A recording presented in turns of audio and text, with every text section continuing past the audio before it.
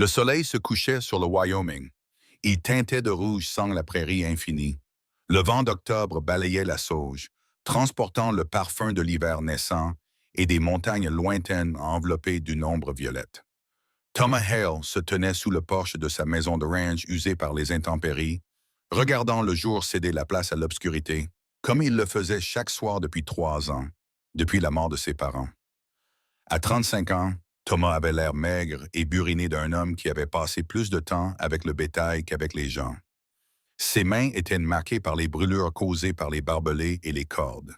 Son visage était marqué par le soleil et le chagrin.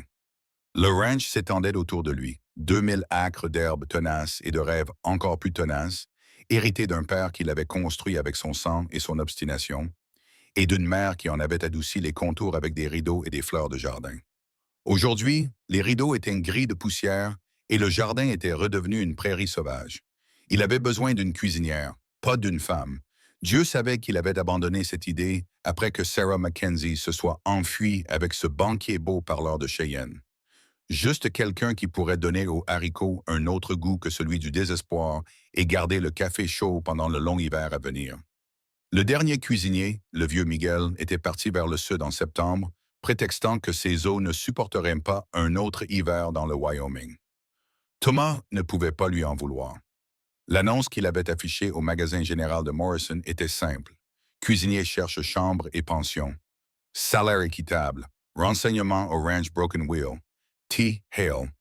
Il s'était rendu en ville ce matin-là pour vérifier s'il y avait des réponses, s'attendant peut-être à une veuve ou une femme âgée à la recherche d'un travail honnête.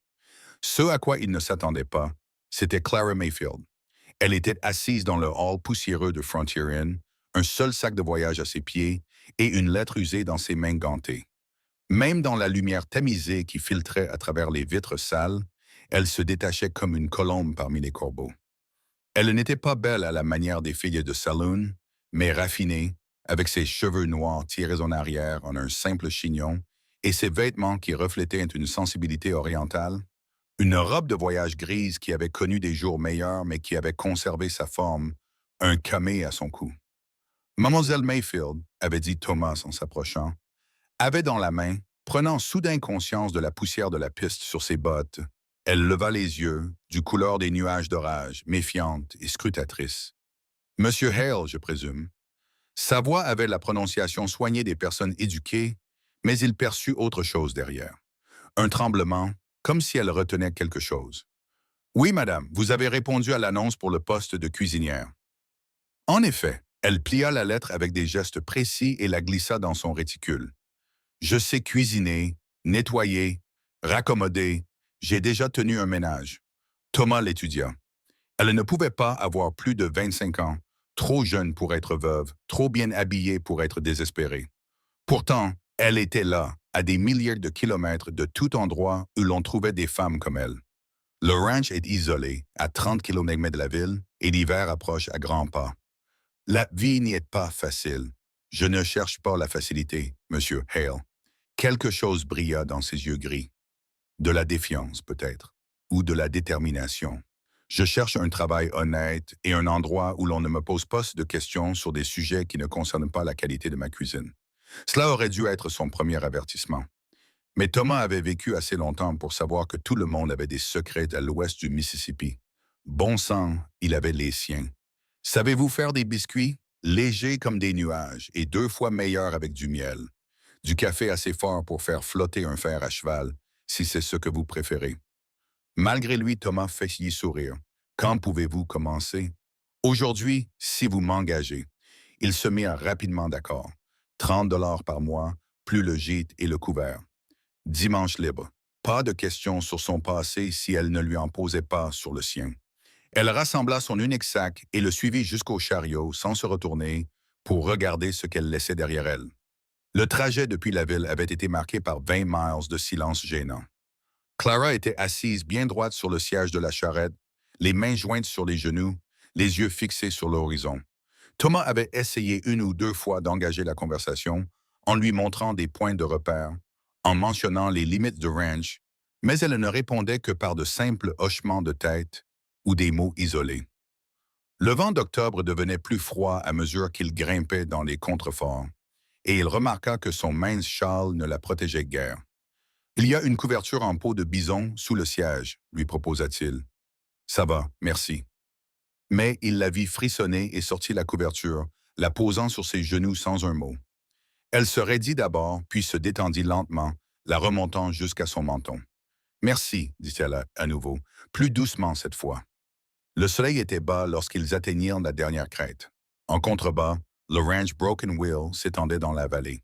La maison principale, la grange, le dortoir pour les quelques ouvriers qui l'employaient, divers hangars et enclos dans la lumière déclinante. Tout semblait presque paisible, mais Thomas savait que ce n'était pas le cas. Il voyait ce qu'elle devait voir, un isolement tranchant comme une lame, un silence si profond qu'on pouvait s'y noyer. Ses traits, Clara chercha ses mots. « L'éloignement vous dérange-t-il » Elle resta silencieuse si longtemps qu'il crut qu'elle ne répondrait pas. Puis elle dit « Non, l'isolement est ce dont j'ai besoin. » Ils descendirent dans la vallée alors que les premières étoiles apparaissaient. Un loup hurla quelque part dans l'obscurité, suivi d'un autre, puis d'un autre, jusqu'à ce que la nuit se remplisse de leurs cœurs sauvages. Clara serra davantage sa robe en peau de bison, mais ne fit aucun commentaire. Thomas respecta cela. Une femme qui ne s'effrayait pas du chant des loups pourrait vivre plus longtemps que le vieux Miguel. La maison était froide et sombre lorsqu'ils arrivèrent. Thomas alluma des lanternes tandis que Clara se tenait dans l'embrasure de la porte, observant ce qui allait devenir son nouveau monde. Il essaya de voir à travers ses yeux les meubles lourds que sa mère avait tant chéris et qui étaient désormais ternis par la négligence. La cuisine qui n'avait pas vu la main d'une femme depuis 3 ans. La cheminée en pierre qui béait comme une bouche froide. « Vos chambres sont à l'étage, première porte à droite, » dit-il en posant son sac au pied de l'escalier. « La cuisine est là-bas. Les pompes fonctionnent, mais l'eau est froide. Il faut remplir la caisse à bois. Je vais allumer un feu. » Elle retira ses gants un à un en observant la porte de la cuisine. « À quand remonte votre dernier vrai repas, Monsieur Hale ?» La question le prit au dépourvu. « Je ne saurais dire. Alors je commencerai ce soir. Montrez-moi le garde-manger. » Il s'attendait à ce qu'elle soit fatiguée par le voyage et qu'elle veuille d'abord s'installer. Au lieu de cela, elle accrocha son châle à un crochet et retroussa ses manches, dévoilant des avant-bras pâles qui n'avaient jamais connu les travaux des champs. En moins d'1 heure, elle avait réchauffé la cuisine et fait mijoter sur la cuisinière quelque chose qui sentait divinement bon. Thomas s'assit à la table en bois abîmé et la regarda travailler. Elle se déplaçait avec une grâce économique, trouvant les choses par instinct, les bons couteaux que sa mère avait cachés dans le tiroir du fond, la poêle en fonte qui n'avait besoin que d'un peu de graisse de bacon pour chanter. Quand elle posa devant lui une assiette remplie de bœuf, de pommes de terre, de carottes et d'une sauce onctueuse, accompagnée de biscuits qui fumaient lorsqu'on les coupait, il dut fermer les yeux à la première bouchée. « C'est bon », parvint-il à dire, puis il se sentit ridicule d'avoir sous-estimé le plat. Elle versa un café fort et noir, puis le surprit en se servant une tasse et en s'asseyant en face de lui. « Parlez-moi du ranch, monsieur. Parlez-moi des choses pratiques. Combien de mains? De quelles provisions disposons-nous? Qu'attendez-vous » Il lui répondit, reconnaissant pour cette conversation pragmatique. 4 personnes qui prenaient leur petit déjeuner et leur dîner à la maison. Une cave à légumes à moitié pleine. Un fumoir avec du bœuf et du porc. Beaucoup de farine, de haricots et de café. L'hiver approchait à grands pas. Il pouvait le sentir dans le vent. Le voir dans la façon dont le bétail se regroupait. « Et vous » demanda-t-elle lorsqu'il eut terminé. « Quelles sont vos habitudes? À quelle heure vous levez-vous? Qu'aimez-vous manger? Y a-t-il des choses que vous n'aimez pas particulièrement? » Je me lève avant l'aube, je prends généralement un café dès le réveil. Je ne suis pas difficile en matière de nourriture. Je me contente de ce qui est rapide à préparer. Il fit une pause, étudiant son visage à la lumière de la lampe. « Et vous, Mlle Mayfield? Y a-t-il quelque chose que je devrais savoir? » Son expression se referma comme une porte qui claque. « Je cuisine. Je fais le ménage. Je reste discrète. C'est tout ce que vous devez savoir. » La brusquerie de sa réponse le piqua au vif, mais Thomas reconnut le ton de quelqu'un qui protège ses blessures. « Très bien, » dit-elle en se levant pour rassembler la vaisselle. « J'aurai besoin de quelques articles en ville, des épices, du tissu pour les rideaux, de l'huile pour la lampe. Je peux faire une liste. J'irai la semaine prochaine. » « Merci. » Elle s'arrêta à la porte de la cuisine, la lumière de la lampe reflétant les fils argentés d'un vieux chagrin dans ses yeux. Et Monsieur Hale, je vous suis reconnaissante de m'avoir donné ce travail. J'ai l'intention de gagner ma vie. Après qu'elle eut monté à l'étage, Thomas resta seul dans la cuisine qui semblait déjà différente grâce à sa présence. À travers la fenêtre, les étoiles parsemaient le ciel du Wyoming comme du sel renversé. Il repensa à la façon dont elle avait enroulé cette couverture en peau de bison autour d'elle, à la façon dont elle n'avait posé aucune question sur son propre vide, à la façon dont elle avait réchauffé sa cuisine. Il ne savait pas ce qui avait poussé Clara Mayfield à frapper à sa porte, quelles ombres la poursuivaient vers l'ouest. Mais alors qu'il éteignait le feu et se dirigeait vers son lit froid, il se surprit à espérer qu'elle resterait tout l'hiver. Le ranch avait besoin de plus qu'une cuisinière. Il avait besoin de retrouver la vie, même si celle-ci s'accompagnait d'une seconde peau de chagrin. Dehors, les loups chantaient leur chant ancestral à la lune montante, et le vent murmurait des secrets à travers l'herbe.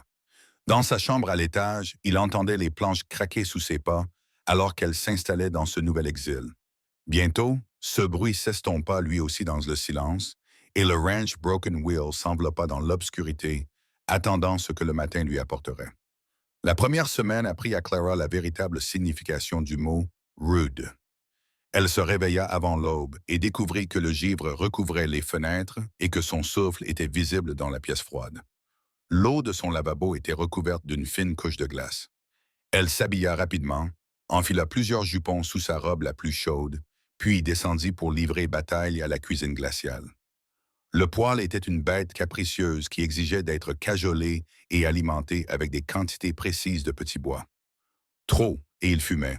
Trop peu, et il s'éteignait. Elle apprit à connaître ses humeurs à force d'essais et de doigts brûlés.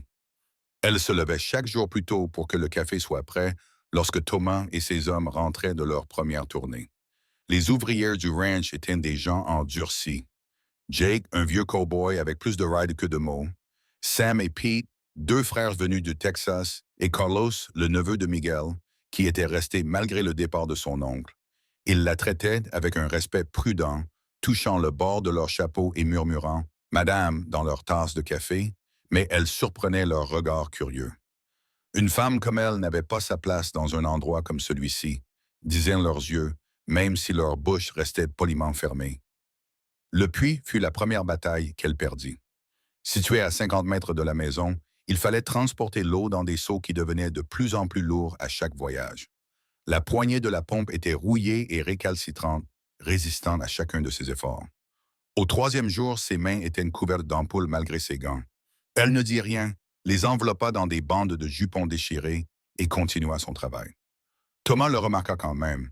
Elle était en train de frotter la vaisselle ce soir-là lorsqu'il apparut avec un pot de pommade. « Pour tes mains, dit-il en le posant sur la table. Elles vont bien. Non, ce n'est pas vrai. Sa voix était neutre, pas méchante. Les mains des citadins ne sont pas faites pour le travail à la ferme. Utilise la pommade, sinon elles vont se fissurer et saigner quand l'hiver arrivera. Elle voulait refuser afin de maintenir une distance prudente entre eux. Mais le sens pratique l'emporta. Merci. Il s'attarda dans l'embrasure de la porte, semblant chercher ses mots.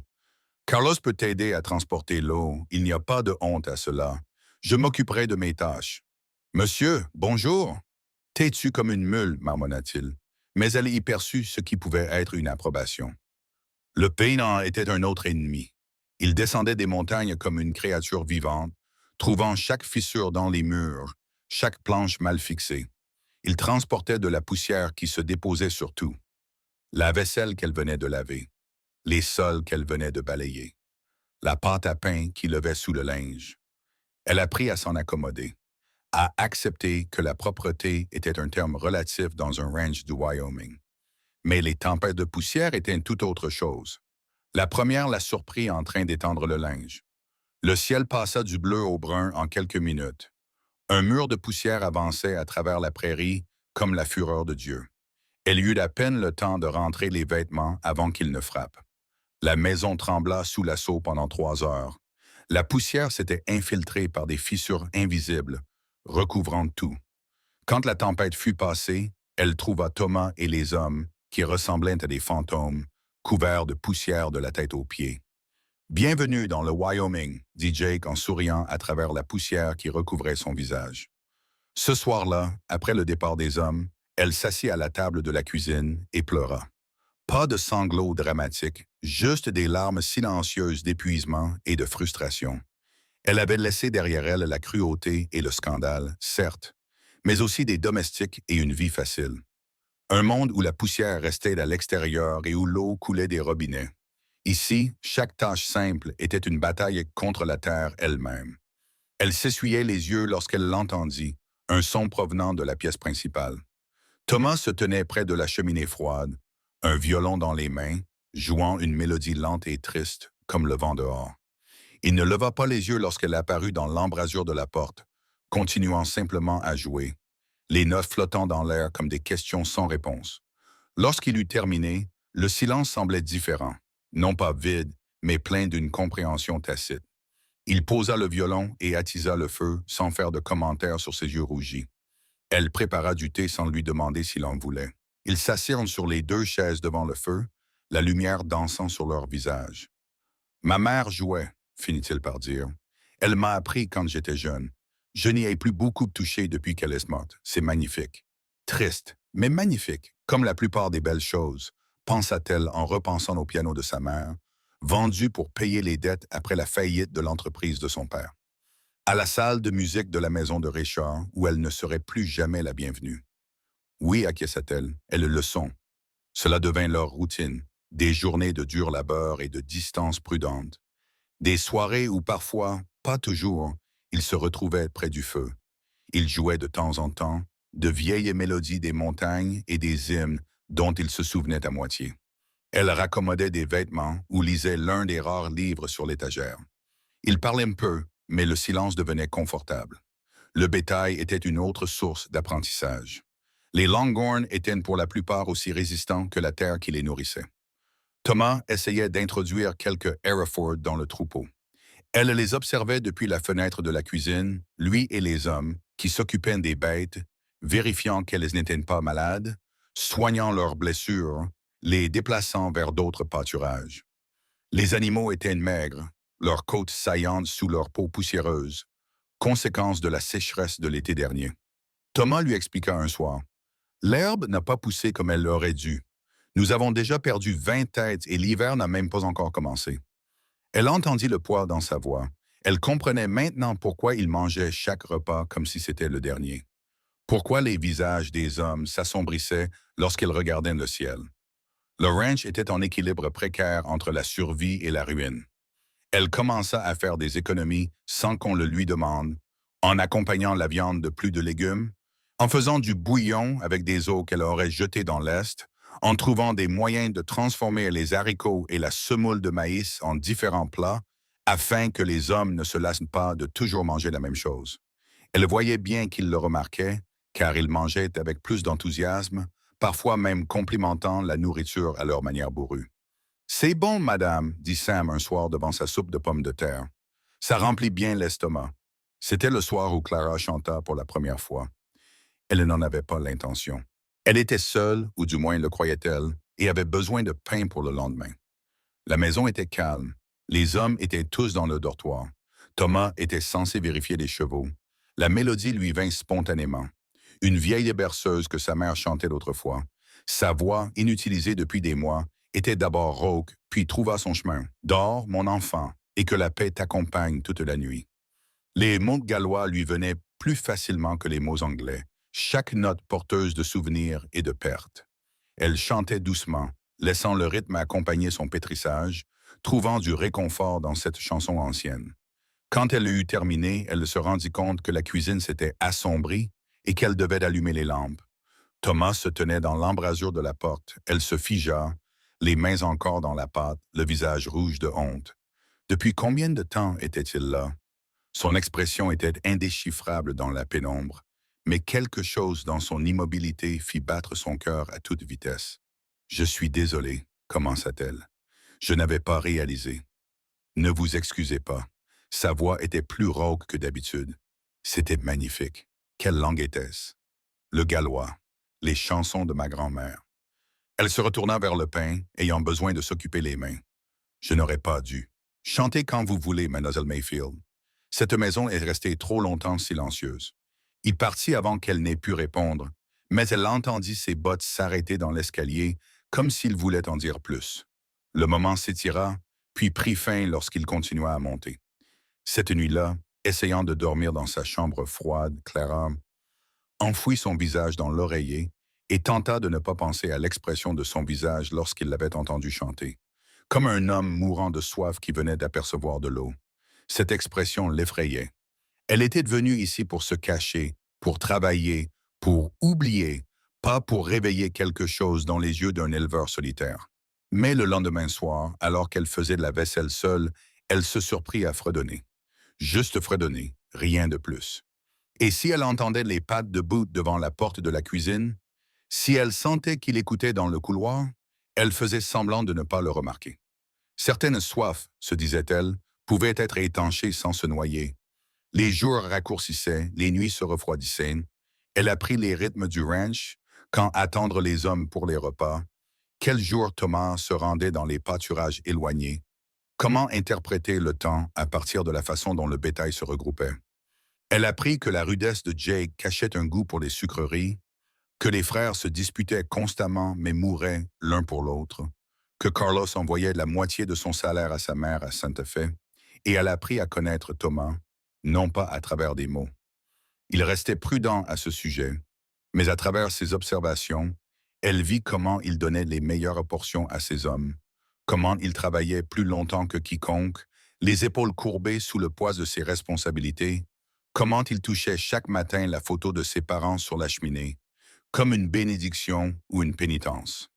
Un soir, alors qu'elle raccommodait son manteau, elle trouva la lettre dans la poche, sans vouloir fouiner, mais celle-ci tomba, déjà à moitié dépliée. Ses yeux ont capté les mots avant qu'elle ne puisse détourner le regard. « Je comprends ta colère, Tom, mais ce qui est fait est fait. Sarah est ma femme maintenant. » Elle l'a rapidement repliée et remise dans la poche, mais le mal était fait. Sarah, un prénom féminin, porté comme une blessure. Elle comprenait maintenant la distance prudente qu'il gardait, la façon dont il la regardait parfois comme s'il voyait quelqu'un d'autre. Cette nuit-là, elle a chanté une chanson plus ancienne sur la perte et la vie qui continue. Elle la chanta doucement, juste pour elle-même et peut-être pour l'homme qu'elle savait écouter quelque part dans l'obscurité de la vieille maison. Un cadeau de compréhension offert sans mots. L'hiver approchait. Elle le sentait maintenant dans ses os. La façon dont les anciens prédisaient le temps. Les préparatifs les accaparaient tous. Ramener le bétail plus près, vérifier les réserves de nourriture, colmater tous les trous dans les bâtiments. Elle travaillait à leur côté quand elle le pouvait, apprenant à privilégier la chaleur plutôt que les convenances. Le dernier soir d'octobre, la température chuta brutalement. Elle servit le souper aux hommes qui mangèrent rapidement, impatients de rejoindre leur couchette chaude. Thomas resta après leur départ, fixant son café comme s'il contenait des réponses. « Il neigea le lendemain matin, dit-il.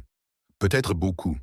Nous sommes prêts, lui assura-t-elle, même si elle n'en était pas tout à fait convaincue.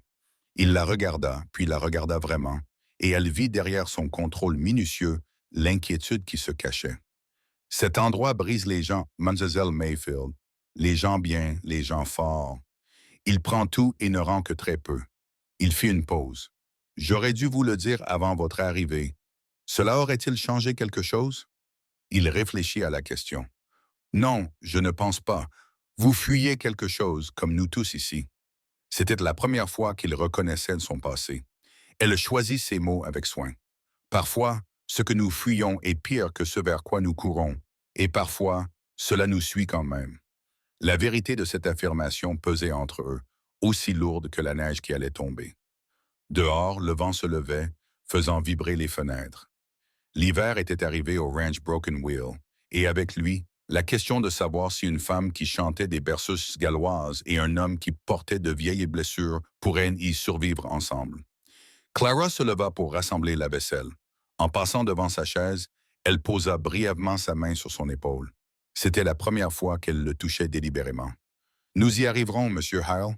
Nous étions tous les deux trop têtus pour faire autrement. » Elle le sentit se crisper, puis se détendre lentement sous son toucher. « Thomas, dit-il doucement, appelez-moi Thomas. »« Thomas, répéta-t-elle, puis elle retira sa main et retourna dans sa cuisine, le cœur battant étrangement dans sa poitrine. Cette nuit-là, alors que les premiers flocons de neige commençaient à tomber, elle chanta à nouveau. Pas une berceuse cette fois, mais une chanson d'espoir sur le retour du printemps après la mort de l'hiver. Et lorsqu'elle entendit le violon se joindre doucement à elle depuis la pièce principale, jouant en harmonie avec sa mélodie, elle chanta avec encore plus de douceur. Le ranch Broken Wheel s'installa sous son manteau de neige, deux âmes solitaires entre ses murs, apprenant que certaines distances étaient faites pour être franchies, un pas à la fois, avec précaution. Novembre apporta plus que de la neige. Il apporta des visiteurs au Broken Wheel et avec eux, le monde extérieur que Clara avait tant essayé de laisser derrière elle. Le premier signe de problème est venu avec le chariot de ravitaillement de la ville. Thomas avait commandé des provisions pour l'hiver, et Clara regardait depuis la fenêtre de la cuisine, tandis qu'il aidait à décharger des sacs de farine et de café.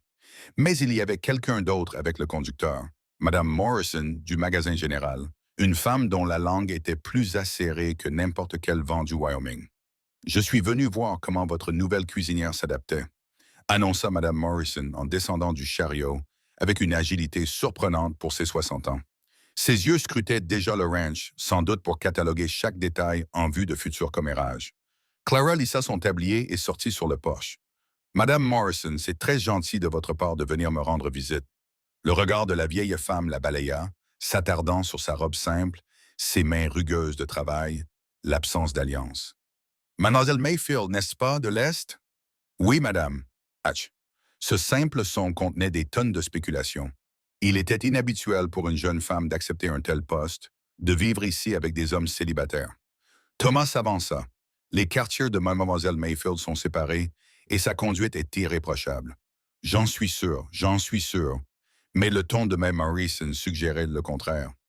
Mais les gens parlent, une femme seule, si loin de chez elle. On se demande ce qui peut la pousser à un tel isolement. Clara sentit la familiarité oppression dans sa poitrine, la sensation que les murs se refermaient sur elle. Mais ici, ce n'était pas Philadelphie, où les ragots dans les salons pouvaient la détruire. Ici, c'était le Wyoming, où elle avait un travail et un but. Je préfère le travail honnête aux ragots sur les idoles. Madame Morrison, peut-être aimeriez-vous prendre un café avant votre long trajet de retour? La femme plissa les yeux devant cette subtile réprimande, mais elle accepta. Dans la cuisine propre de Clara, elle posa des questions insistantes, déguisées en préoccupation. Où était la famille de Clara? N'avait-elle pas de proches pour s'opposer à une vie aussi rude? Elle n'avait sûrement pas l'intention de passer l'hiver si loin de la civilisation. Clara répondit avec des vérités prudentes. Ses parents étaient décédés. Elle n'avait pas de famille qui exigeait sa présence. Elle était satisfaite de sa situation. Chaque réponse semblait frustrer Mme Morrison Moore. « Eh bien, finit par dire la femme en posant sa tasse avec une force inutile. Je suppose que nous faisons tous nos choix, même si certains choix suscitent plus de critiques que d'autres. » Après son départ, Clara se tint à la fenêtre, regardant le chariot disparaître au loin. Thomas apparut à ses côtés, sa présence solide et rassurante. « C'est une vieille commère, dit-il. Personne ne lui prête vraiment attention. Tout le monde prête attention aux commérages. C'est pour cela qu'ils existent. » Il resta silencieux pendant un moment. « Y a-t-il quelque chose que je devrais savoir? Quelque chose qui pourrait te causer des ennuis? » Elle pensa au visage déformé par la rage de Richard Thornton lorsqu'elle l'avait rejeté, aux ecchymoses cachées sous ses manches, aux mensonges qu'il avait répandus lorsqu'elle s'était enfuie plutôt que de l'épouser. « Rien qui n'affecte mon travail ici. Ce n'est pas ce que j'ai demandé. » Elle se tourna vers lui et vit dans ses yeux de l'inquiétude plutôt que de la suspicion. « Il y avait un homme, un mariage arrangé par l'associé de mon défunt père. J'ai refusé. Il n'a pas accepté ce refus avec élégance. Alors je suis parti. Il t'a fait du mal? » La franchise de la question la surprit. Pas de manière visible. Thomas serra la mâchoire. « S'il vient ici, il ne fera rien. Je ne l'intéresse plus. Les femmes ruinées ne méritent pas qu'on s'intéresse à elles. » Elle essaya de ne pas laisser transparaître l'amertume dans sa voix, mais n'y parvint pas. « Tu n'es pas ruinée. » Sa voix était féroce. « Tu es la femme la plus travailleuse et la plus honnête que je connaisse. Quiconque dira le contraire devra s'en expliquer avec moi. » La véhémence de sa défense lui fit monter les larmes aux yeux. Elle se retourna vers la fenêtre pour les cacher. Merci, Thomas. Mais la visite de Madame Morrison n'était qu'un début. La semaine suivante, Josiah Brand arriva. Clara était dans le jardin, en train de déterrer les dernières pommes de terre avant que le sol ne gèle, lorsqu'elle entendit des chevaux approcher. Plusieurs chevaux galopant à toute allure. Elle se redressa, se protégeant les yeux du soleil pâle. 4 hommes apparurent au sommet de la crête. Brant était en tête, et même à distance, elle pouvait voir l'arrogance dans la façon dont il était assis sur son cheval, ainsi que la coupe coûteuse de son manteau. Il était propriétaire du ranch Double B, à 16 km au nord, et selon les ragots prudents des ouvriers, il voulait posséder beaucoup plus. Thomas sortit de la grange, un fusil à la main. « Brown, tu es hors de ton domaine, Tom. » La voix de Brown avait la fausse amabilité d'un serpent. « Je suis juste voisin. J'ai entendu dire que tu avais une nouvelle cuisinière. Je suis venu te présenter mes respects. » Ses yeux pâles trouvèrent Clara, et elle lutta contre l'envie de se recroqueviller sous son regard. Elle avait connu des hommes comme lui dans l'Est, des hommes qui considéraient tout comme une propriété à acquérir.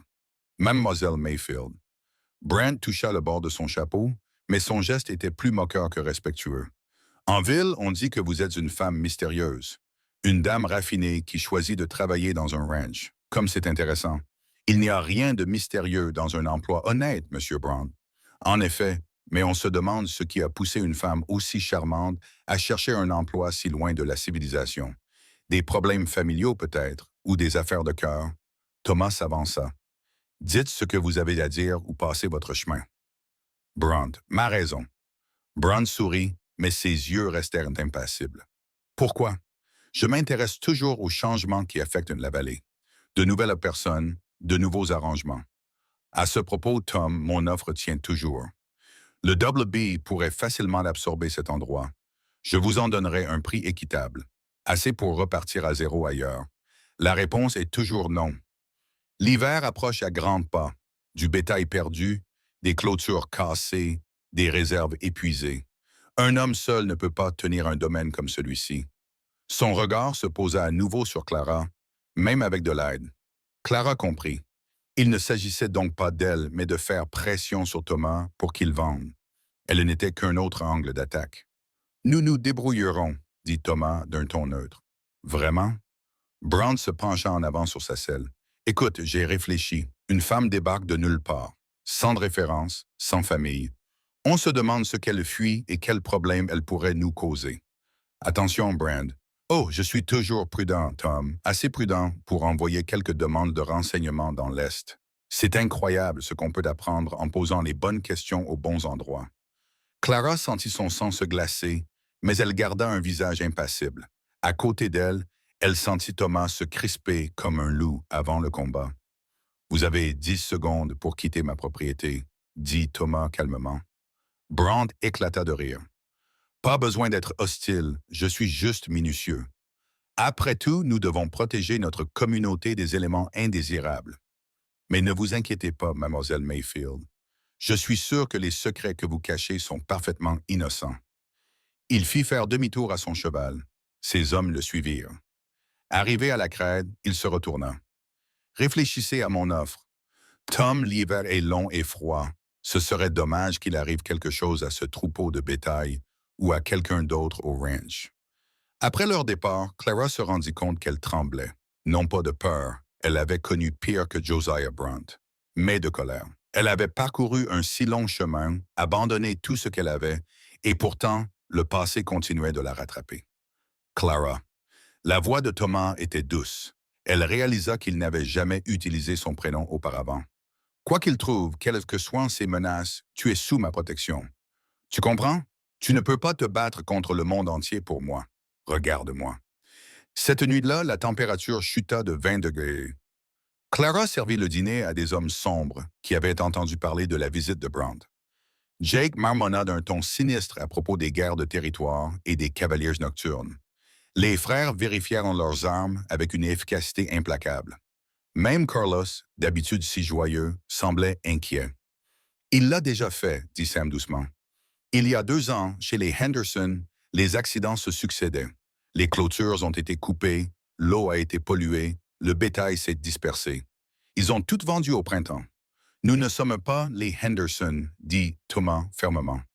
Nous posterons des gardes, nous monterons à cheval par deux. Si quelqu'un voit quelque chose de suspect, il le signalera immédiatement. Mais Clara pouvait voir la tension sur son visage. Le ranch était déjà en difficulté.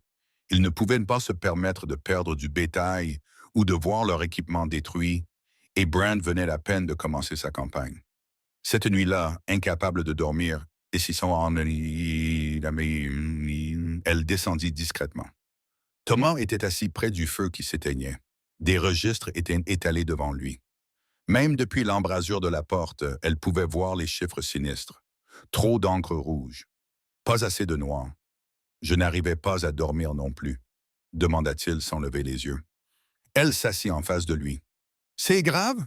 Assez grave. J'ai perdu plus de bétail que je ne le pensais à cause de la maladie. Le coût de l'alimentation a augmenté. Si nous perdons encore du bétail, il se frotta le visage.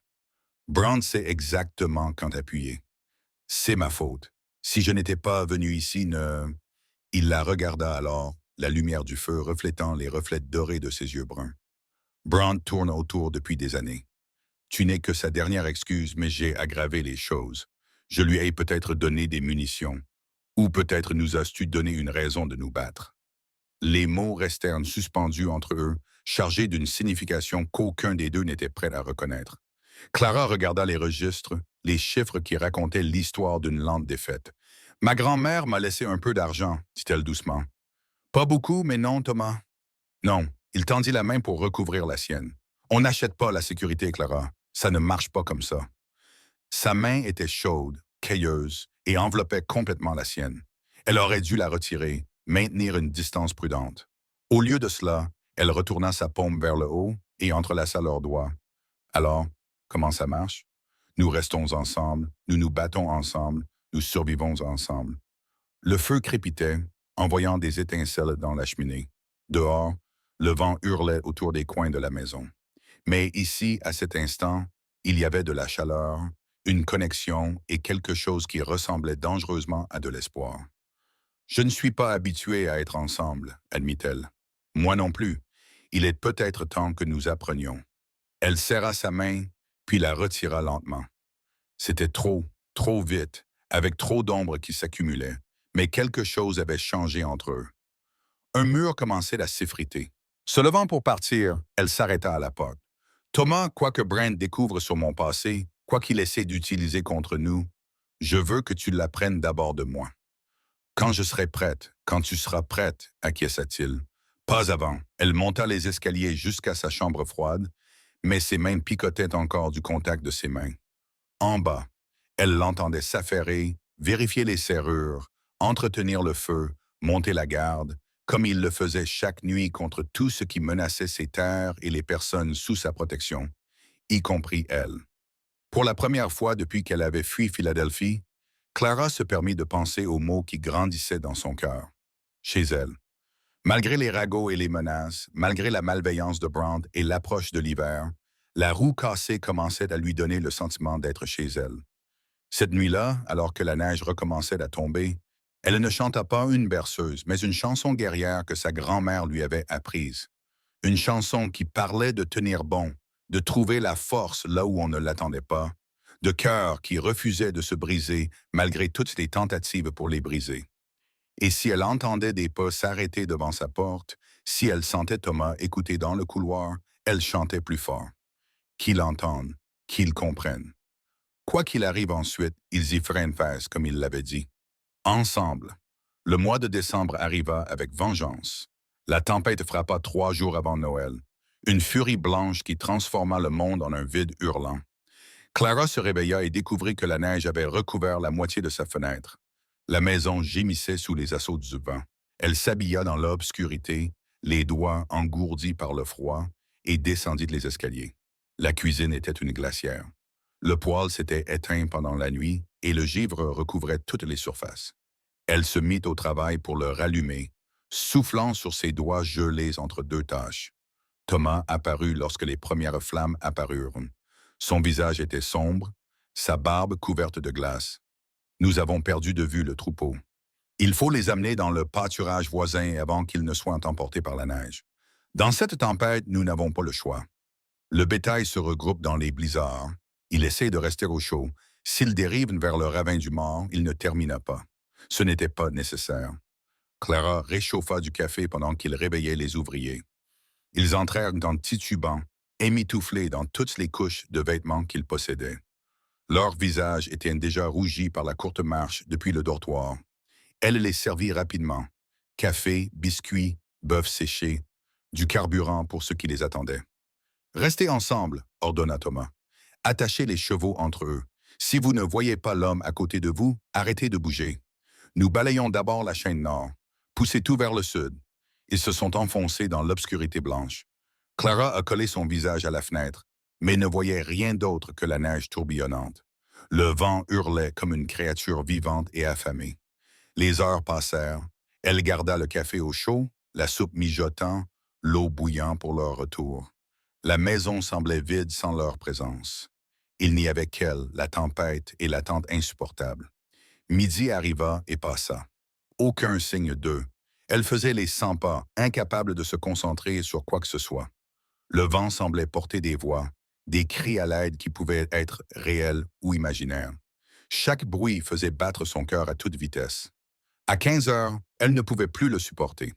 Elle s'enveloppa dans le vieux manteau en peau de buffle de la mère de Thomas, attacha une corde autour de sa taille et fixa l'autre extrémité à la balustrade du porche, juste jusqu'à la grange, se dit-elle, juste pour voir si les chevaux étaient revenus.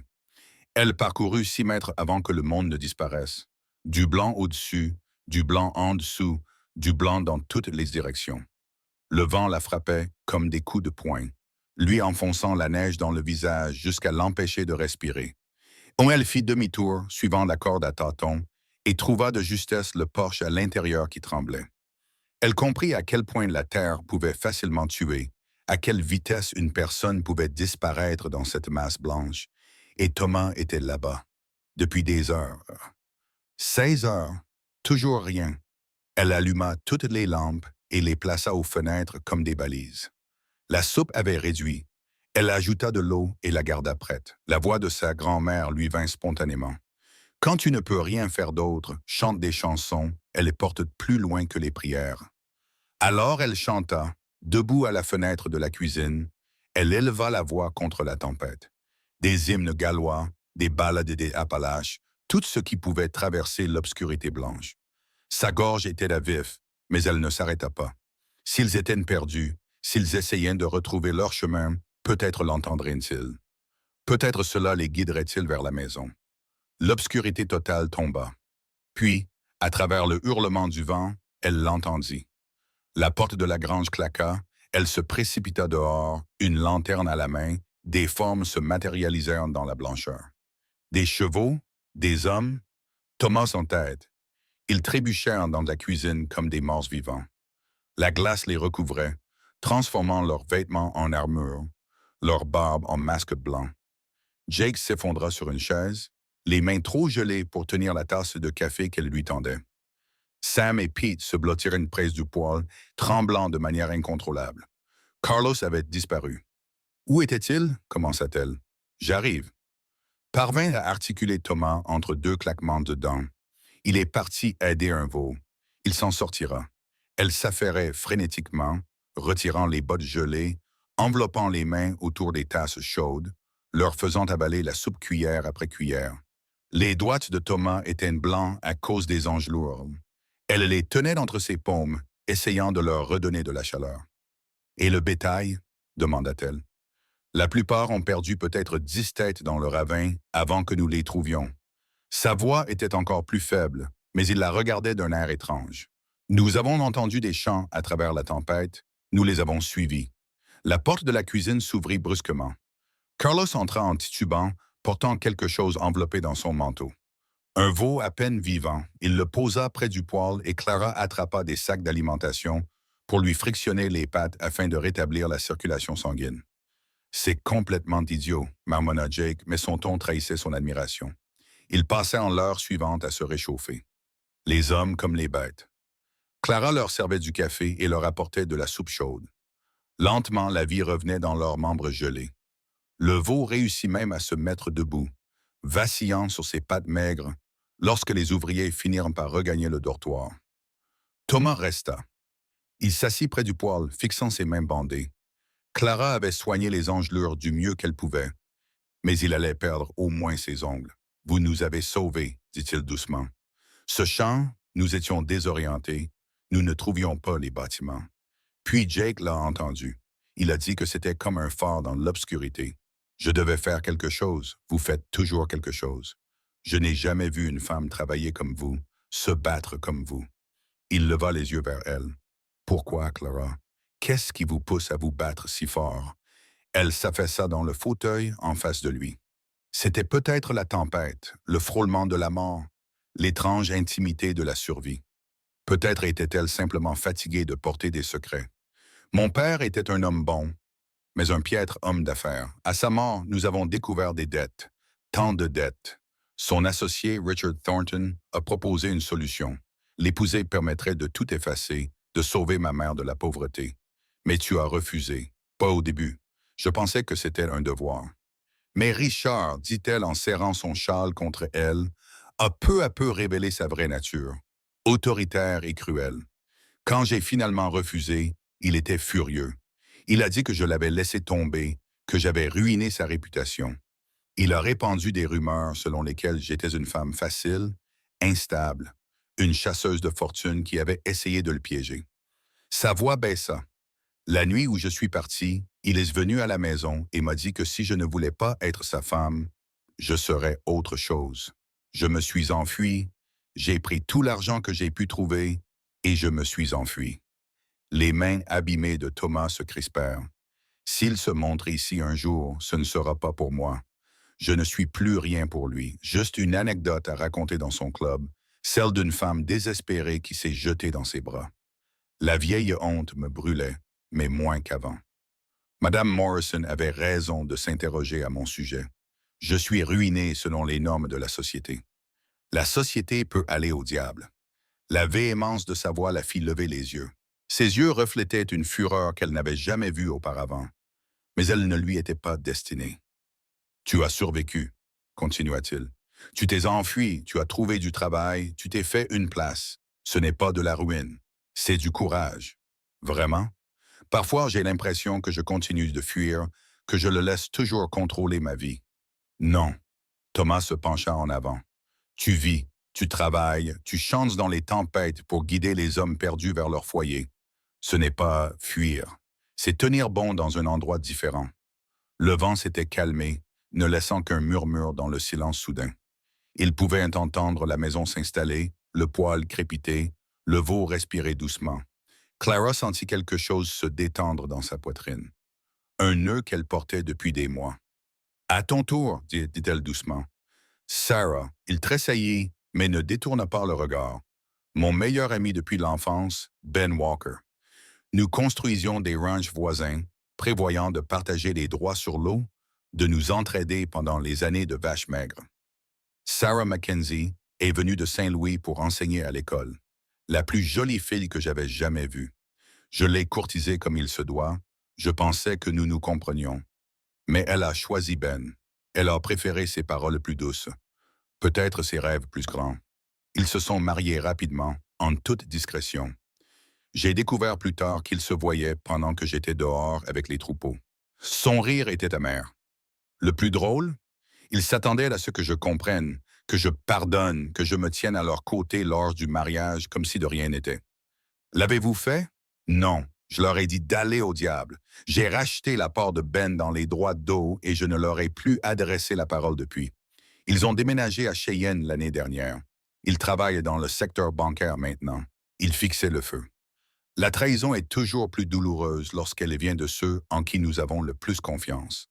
Clara tendit le bras pour franchir la distance qui les séparait et prit délicatement sa main bandée. Nous formons un couple, n'est-ce pas? Des blessés ambulants, cachés ici, au bout du monde. C'est peut-être ce qu'il faut. Peut-être faut-il être un peu brisé pour survivre dans un endroit comme celui-ci. Elle y réfléchit tandis que la tempête reprenait de plus belle, faisant vibrer les fenêtres. Peut-être avait-il raison. Peut-être que la terre reconnaissait les siens, ceux qui avaient été éprouvés par la perte, marqués par la douleur, et qui étaient toujours debout. Je devrais aller voir les animaux, dit Thomas, mais il ne fit aucun geste pour se lever. Je devrais commencer à préparer le pain pour demain, acquiesça Clara. Immobiles, ils restèrent assis, se tenant de la main, à regarder le feu, tandis que dehors, la tempête faisait rage. Ce contact était réconfortant, prometteur, et plus encore, une reconnaissance entre deux âmes qui avaient appris à leurs dépens que certaines tempêtes se traversaient seules, mais que d'autres nécessitaient la chaleur d'un autre cœur humain. Finalement, à contre-cœur, ils se séparèrent. Thomas se dirigea vers la grange, Clara vers ses tâches dans la cuisine. Mais quelque chose de fondamental avait changé. La distance prudente qu'ils avaient maintenue avait disparu. Elle avait été remplacée par quelque chose de plus fort. Une compréhension née d'une douleur partagée et d'une survie commune. Cette nuit-là, la tempête atteignit son apogée. La maison tremblait sous les assauts. Clara était allongée dans son lit, écoutant le monde se déchirer dehors. Puis, à travers le chaos, elle l'entendit. Le violon de Thomas jouait lentement et régulièrement depuis sa chambre au bout du couloir. Une réponse à sa chanson de tempête. Une déclaration qu'ils étaient toujours là, toujours vivants, toujours en lutte. Elle se leva, s'enveloppa dans des couvertures et se dirigea vers sa porte. Elle était légèrement entr'ouverte, la lumière de la lampe se répandant dans le couloir. Elle frappa doucement. Entrez. Il était assis sur le bord de son lit, le violon dans ses mains blessées. Jouer devait lui faire mal, mais il ne s'arrêtait pas. Elle s'installa dans le fauteuil près de sa fenêtre, serrant les couvertures contre elle. « Tu n'arrives pas à dormir ?» demanda-t-il entre deux chansons. « La tempête est trop bruyante. J'ai pensé écouter quelque chose de plus agréable. » Il joua un autre morceau, plus léger.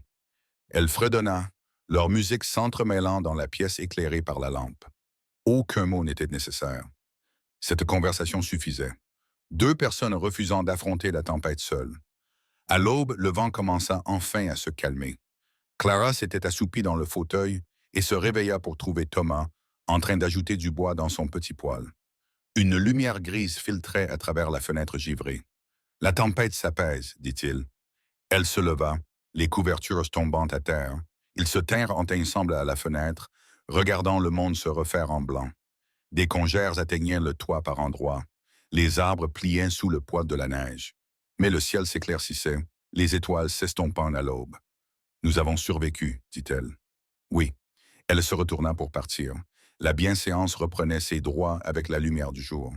Mais à la porte, elle s'arrêta. « Thomas, cette chanson que tu as jouée, la dernière, c'était quoi? » « Une chanson que ma mère chantait pour parler de trouver un foyer dans des endroits inattendus. C'est magnifique, tout comme ta voix. » Dans sa tempête, il croisa son regard. « Je ne sais pas si on aurait réussi à rentrer sans ça. Tu aurais trouvé un moyen. Tu en trouves toujours. Peut-être, mais je suis contente de ne pas avoir eu à essayer seule. » Ces mots avaient un poids qui dépassait la tempête, l'intimité de la nuit. Clara acquiesça, compréhensive, et retourna dans sa chambre. Cette proximité aurait des conséquences. Il faudrait faire face au commérage, respecter certaines limites, mais pour l'instant, ils avaient survécu ensemble à la tempête. Alors qu'elle s'habillait pour la journée de travail, elle entendit les hommes s'agiter, leur voix s'élever tandis qu'ils déblayaient de la neige. Il y aurait des dégâts à évaluer, des animaux à soigner, des chemins à dégager, mais ils étaient tous vivants, et le ranch était toujours debout. Elle descendit dans sa cuisine, alluma le poêle, mit le café en route, des choses normales, des choses routinières, mais qui semblaient différentes maintenant. La tempête avait balayé les faux-semblants, laissant derrière elle quelque chose de brut et de vrai. Lorsque Thomas apparut pour le petit déjeuner, leurs regards se croisèrent à travers la cuisine. Un sourire passa entre eux, petit, intime, plein de promesses tacites. Puis les ouvriers arrivèrent, pleins d'histoires sur la tempête, et la journée de travail commença. Mais Clara savait, et elle sentait que Thomas savait aussi, que quelque chose avait fondamentalement changé dans l'obscurité blanche du blizzard. Ils n'étaient plus deux personnes distinctes partageant un espace. Ils étaient partenaires dans tous les domaines qui comptaient. Cette prise de conscience aurait dû l'effrayer. Au lieu de cela, alors qu'elle servait le petit déjeuner aux hommes qui avaient risqué leur vie pour le ranch, alors qu'elle regardait Thomas organiser les réparations de la journée malgré ses mains blessées, Alors qu'elle sentait la présence solide de la communauté autour d'elle, au sommet d'elle, Clara ressentit quelque chose qu'elle n'avait pas éprouvé depuis des années. La paix. La tempête était passée. Ils avaient survécu. Et en survivant, ils avaient trouvé quelque chose qui valait la peine de se battre. Pas seulement le ranch, mais l'un l'autre. Quoi qu'il arrive ensuite, quels que soient les défis que Brent, Winter ou le monde leur lancerait, ils y feraient face comme ils avaient affronté la tempête de neige, unis contre la tempête. La paix après la tempête dura exactement 3 jours. Le quatrième matin, alors que Clara nourrissait les poules dans la pâle lumière de l'aube, elle entendit des cavaliers approcher, de nombreux cavaliers, se déplaçant rapidement. Elle laissa tomber le seau de nourriture et courut vers la maison. Thomas était déjà sur le porche, fusil à la main, Jake et les frères à ses côtés. Mais ce n'étaient pas les hommes de Brown qui franchissaient de la crête. C'était le shérif Watson, de la ville, son insigne brillant au soleil matinal, accompagné d'un groupe de 8 hommes. Tom appela le shérif en retenant son cheval. Clara savait que c'était un homme honnête, impartial, même s'il était parfois dépassé par son travail. « Je dois vous parler, à vous et à mademoiselle Mayfield. » Clara sentit son estomac se nouer. Elle monta sur le porche, gardant ses mains bien en vue et immobiles. Thomas s'écarta légèrement pour se placer entre elle et les cavaliers. « De quoi s'agit-il, Jim? » demanda Thomas. Le shérif mit pied à terre, l'air mal à l'aise. « J'ai reçu un télégramme hier de Philadelphie. Un homme du nom de Richard Thornton prétend que mademoiselle Mayfield lui a volé une somme importante. Il porte plainte. Il veut qu'elle soit arrêtée et renvoyée pour être jugée. » Ces mots frappèrent Clara comme des coups physiques, mais elle garda la tête haute. Elle savait que cela pourrait arriver. Elle l'avait attendu pendant les heures sombres de trop nombreuses nuits. « C'est un mensonge, dit-elle clairement. Je n'ai rien pris qui ne m'appartenait pas. C'est peut-être vrai, madame, mais j'ai un mandat. Légal et en bonne et due forme. Vous devez nous suivre. » Thomas s'avança. « Attendez. »« Non, Tom. » La voix de Watson était menaçante. « Ne compliquez pas les choses. J'ai un travail à faire. » Clara vit les jointures de Thomas blanchir sur le fusil. Jake et les frères étaient dessus, prêts à se battre pour elle. Ces hommes, qui ne la connaissaient que depuis quelques mois, étaient prêts à défier la loi pour elle. Cette prise de conscience faillit lui faire perdre son sang-froid. « Je viendrai, » dit-elle doucement. « Laisse-moi prendre mon manteau, Clara. »« Non. » Thomas se tourna vers elle, les yeux brûlants. « Nous prendrons un avocat. Nous nous battrons. Avec quel argent? Et pendant que je serai en prison à attendre. » Elle lui toucha doucement le bras. « Je ne veux pas de sang versé pour des mensonges. J'irai. » Elle rentra, les mains tremblantes, et enfila son chapeau par la fenêtre. Elle pouvait voir Thomas se disputer avec le shérif, gesticulant avec colère. Mais Watson restait ferme, et ses hommes semblaient nerveux, les mains près de leurs armes. Lorsqu'elle ressortit, Thomas lui attrapa le bras. « Ce n'est pas fini, dit-il avec férocité. Je te suivrai. Je te ferai sortir sous caution. »« Non, dit-elle en se dégageant doucement. Le ranch a besoin de toi. Les hommes ont besoin de toi. N'abandonne pas tout pour moi. Clara, promets-moi. » Elle le regarda dans les yeux, essayant de mettre tout ce qu'elle ressentait dans ce regard. « Promets-moi que tu t'occuperas de tout ici. Ne laisse pas Brandt gagner parce que tu me poursuis. » Il serra la mâchoire, mais finit par acquiescer. « Je te le promets, mais ce n'est pas fini. » Le shérif l'aida à monter sur l'un des chevaux de réserve. Alors qu'il s'apprêtait à partir, Jake s'avança. « Mademoiselle Clara, cette chanson que vous chantiez sur les guerriers, chantez-la dans cette prison. Faites-leur savoir à quel genre de femme ils ont affaire. » Sa gentillesse bourrue la bouleversa presque. Elle parvint à acquiescer, puis suivit le shérif sur le chemin qu'elle avait emprunté quelques mois auparavant, laissant derrière elle la roue cassée. Le trajet jusqu'à la ville fut flou. Watson essaya d'être gentil, lui assurant que la prison disposait d'une cellule séparée pour les femmes, qu'il avait immédiatement envoyé un télégramme à un juge, mais Clara l'entendait à peine. Son esprit tournait à toute vitesse, essayant de comprendre comment Richard avait réussi cela. Quel vol pouvait-il bien invoquer? Puis elle se souvint des bijoux de sa mère vendus pour financer sa fuite. Richard les avait donnés à sa mère, les qualifiant de cadeaux de mariage anticipé, mais il n'y avait pas eu de mariage. Donc, selon sa logique tordue, la prison était tout ce qu'elle redoutait. De la pierre froide, des fenêtres grillagées, l'odeur du désespoir et des corps malpropres. La cellule séparée promise par Watson était un coin cloisonné par des couvertures suspendues.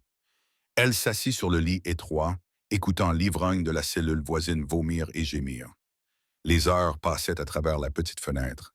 Elle regardait le soleil traverser le ciel. Personne ne venait. Pas de nourriture, pas d'eau, pas un mot sur ce qui allait se passer ensuite. Les autres prisonniers criaient des suggestions grossières jusqu'à ce que Watson les menace de les faire taire. Vers le coucher du soleil, elle entendit de l'agitation à l'extérieur, des voix qui s'élevaient. Thomas était parmi eux. Son cœur bondit, mais elle se força à rester assise. Quoi qu'il tente de faire, elle ne pouvait pas le laisser aggraver la situation. Watson apparut à sa cellule. « Vous avez un visiteur. 5 minutes. » Ce n'était pas Thomas. Madame Morrison se tenait derrière les barreaux. Son triomphe était mal dissimulé derrière un masque d'inquiétude. « Ma chère, quelle situation terrible. » Bien sûr, je ne suis pas surprise quand une femme de réputation douteuse s'associe à des hommes brutaux. Êtes-vous venue pour jubiler, Madame Morrison, ou aviez-vous un but? Le regard de la femme se durcit. Je suis venu vous donner un conseil, avouez. Jetez-vous à la merci du tribunal. Peut-être seront-ils cléments. Compte tenu de vos difficultés évidentes, je n'ai rien à avouer. L'orgueil précède la chute. Mademoiselle Mayfield, ou devrais-je dire Mademoiselle Thornton? Oui, j'ai correspondu avec M. Richard Thornton, un gentleman si respectable. Le cœur brisé par votre trahison. Elle se pencha vers elle. Il arrive. Vous savez, il prend le train. Il devrait être là dans la semaine pour voir justice être faite. Le sang de Clara se glaça. Richard, ici. L'idée de le revoir, d'être ramené à Philadelphie enchaîné. Madame Morrison sourit en voyant son expression. Peut-être que maintenant, vous envisagerez vos options. Des aveux complets pourraient vous épargner le pire. Après son départ, Clara resta assise dans l'obscurité grandissante, luttant contre le désespoir. Richard allait venir. Il se tiendrait devant le tribunal, beau et respectable, racontant ses mensonges. Qui la croirait? Une femme qui s'était enfuie dans la nuit, qui avait accepté un travail indigne de son rang, qui avait vécu parmi des hommes brutaux. On la dépeindrait comme une femme désespérée, instable, criminelle.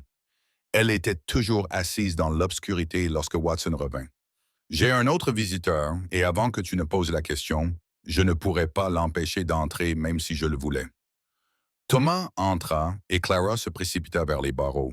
Il attrapa ses mains à travers les barreaux, sa chaleur chassant une partie du froid qui s'était installé dans ses os. « Tu es blessé? Ils t'ont donné à manger? »« Je vais bien, Thomas. Tu ne devrais pas être ici. Bien sûr que je devrais. » Il lança un regard noir à Watson. Elle a besoin d'un avocat, d'une salle de sport, de nourriture décente et de couvertures qui n'ont pas de puce. Je fais ce que je peux, Tom. Le juge sera là après-demain. Ce n'est pas suffisant. Watson soupira. C'est tout ce que j'ai pour l'instant. Dis ce que tu as à dire. Tu as 3 minutes. Quand il partit, Thomas se pressa contre les barreaux. Écoute-moi. Carlos est parti à Laramie pour trouver un avocat. Jake et les garçons surveillent le ranch. Je reste en ville jusqu'à ce que tout soit réglé. Thomas, non. Le ranch survivra quelques jours sans moi. C'est toi qui comptes maintenant. Madame Morrison était ici. Elle a dit « Richard arrive par le train ». Sa voix s'est brisée en prononçant son nom. L'expression de Thomas est devenue menaçante. Qu'il vienne. Tu ne comprends pas, il est convaincant, charmant. Il fera croire tout le monde. Je me fiche de ce qu'il fait croire aux gens. Je connais la vérité. Ça me suffit. Est-ce que ça me suffira devant un tribunal, lui dans son beau costume et moi dans une cellule de prison? Thomas resta silencieux un instant. Alors dis-moi exactement ce qu'il prétend que tu as volé. Les bijoux de ma mère. Je pense qu'il lui en a offert au fil des ans. Il disait que c'était des cadeaux. Mais après que je l'ai rejeté, il a probablement décidé que c'était des cadeaux conditionnels. Des prêts contre un mariage qui n'a pas eu lieu. Elle rit amèrement. Il est intelligent. C'est tout à fait plausible. As-tu une preuve que c'était des cadeaux? Ma mère est morte. C'est ma parole contre la sienne. Alors nous trouverons un autre moyen. Ses mains se resserrèrent sur les siennes. Clara, regarde-moi. J'ai combattu la sécheresse, la maladie, les tempêtes de neige et les hommes qui voulaient prendre tout ce que j'avais construit. Je serais damné si je laissais un salaud de l'Est t'emmener. Watson revint trop tôt. Alors que Thomas relâchait ses mains à contre-cœur, il se pencha vers elle. Cette chanson, dit Jake, chante-la ce soir, chante-la fort. Tu n'es pas seul dans cette épreuve. Puis il disparut, laissant Clara dans l'obscurité avec pour seule compagnie le souvenir de sa chaleur.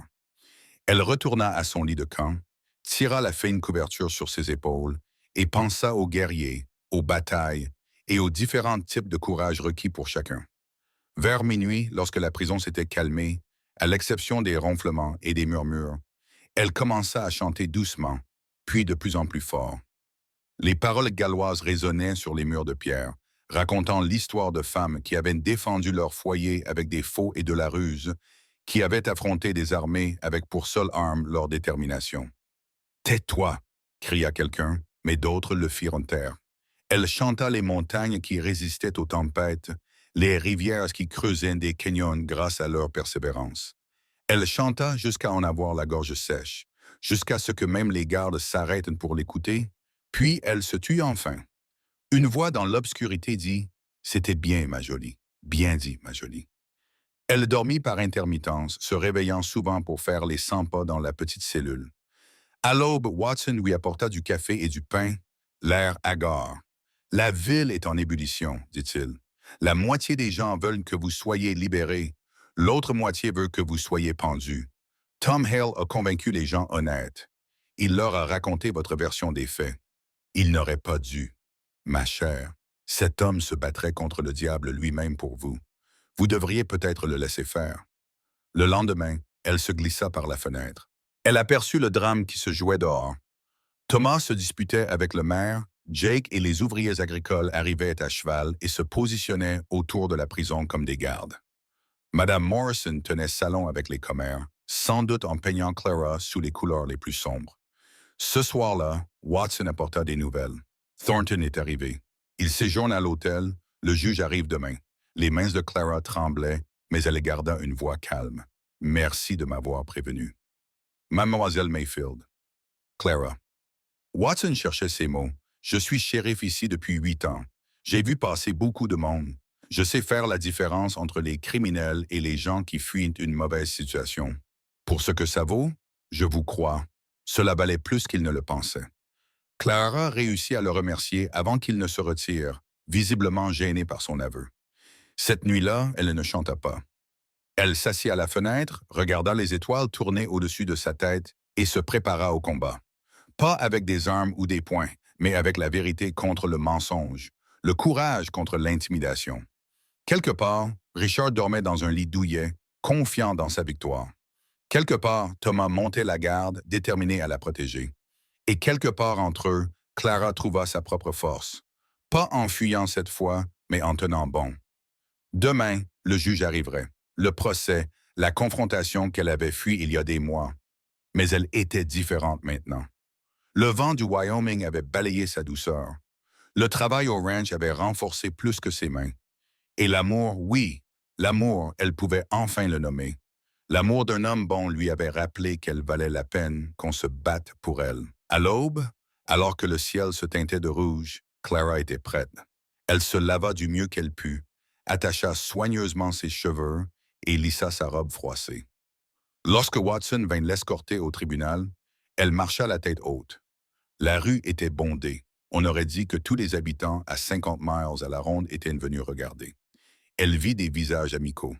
Jake qui soulevait son chapeau, Carlos qui lui faisait signe d'un signe de tête encourageant, et des visages hostiles, le cercle de commères de Madame Morrison, Brand qui souriait narquoisement depuis le porche de l'hôtel, et Thomas debout sur les marches du palais de justice, vêtu de son plus beau costume, prêt à combattre une armée entière pour la rejoindre. Leurs regards se croisèrent à travers la foule, et Clara puisa de la force dans la féroce protection qui se lisait dans son regard. Puis les portes du palais de justice s'ouvrirent, et elle entra pour affronter son passé, sachant que quoi qu'il arrive, elle ne serait pas seule. Le ranch Broken Wheel lui avait donné plus qu'un travail et un abri. Il lui avait donné un foyer pour lequel il valait la peine de se battre, des gens qui méritaient d'être protégés et un amour pour lequel il valait la peine de tout risquer. La bataille pour sa liberté était sur le point de commencer. La salle d'audience sentait le vernis à bois et la sueur bondée de curieux venus de la ville. Le juge Harrison, un homme sévère aux moustaches argentées, dut frapper 3 fois son marteau avant que la foule ne se calme. Clara s'assit à la table des accusés. L'avocat Carlos avait trouvé un jeune homme nommé Samuel Garrett qui remuait nerveusement des papiers à côté d'elle. De l'autre côté de l'allée était assis Richard Thornton, impeccable dans son costume anthracite, les cheveux noirs parfaitement gominés. Il ne l'avait pas regardé une seule fois, jouant à la perfection le rôle de la partie lésée. Son avocat, venu de Philadelphie, avait l'assurance tranquille d'un homme habitué à gagner. Il s'agit d'une audience préliminaire, annonça le juge Harrison, afin de déterminer s'il existe des preuves suffisantes pour extrader Mademoiselle Mayfield vers la Pennsylvanie afin qu'elle y soit jugée. Monsieur Piton, présentez votre dossier. L'avocat de Richard se leva, ajustant sa chaîne de montre en or. Votre honneur, les faits sont simples. Mademoiselle Clara Mayfield était fiancée à mon client. Monsieur Richard Thornton, pendant leur fiançailles, Monsieur Thornton a offert à la mère de Mademoiselle Mayfield plusieurs bijoux de grande valeur, étant entendu qu'il s'agissait d'une avance sur la date. Lorsque Mademoiselle Mayfield a rompu ses fiançailles et s'est enfuie dans la nuit, elle a emporté avec elle ses bijoux d'une valeur de plus de 2000 $. Des murmures ont parcouru la foule. 2000 $, c'était une fortune. Avez-vous des preuves de ce vol? A demandé le juge. Nous avons les reçus d'achat des bijoux, votre honneur, et une déclaration sous serment de membres de la Société de Philadelphie qui ont vu Mademoiselle Mayfield porter ses bijoux. Nous avons également des témoignages concernant son état mental instable et sa situation financière désespérée après le décès de son père. Clara s'efforça de rester immobile, tandis que Piton la dépeignait comme une chasseuse de fortune calculatrice qui avait piégé Richard, puis l'avait volé lorsque de meilleures perspectives ne s'étaient pas concrétisées. Chaque mot était soigneusement choisi pour détruire sa réputation. Lorsque le jeune Garrett se leva pour contre-interroger, sa voix tremblait. Monsieur Thornton, ces cadeaux étaient-ils destinés à Mademoiselle Mayfield ou à sa mère?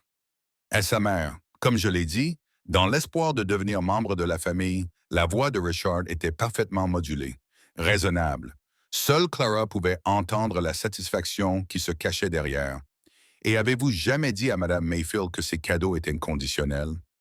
Un gentleman n'attache pas de conditions à ses cadeaux. Je faisais confiance à l'honneur de Mademoiselle Mayfield.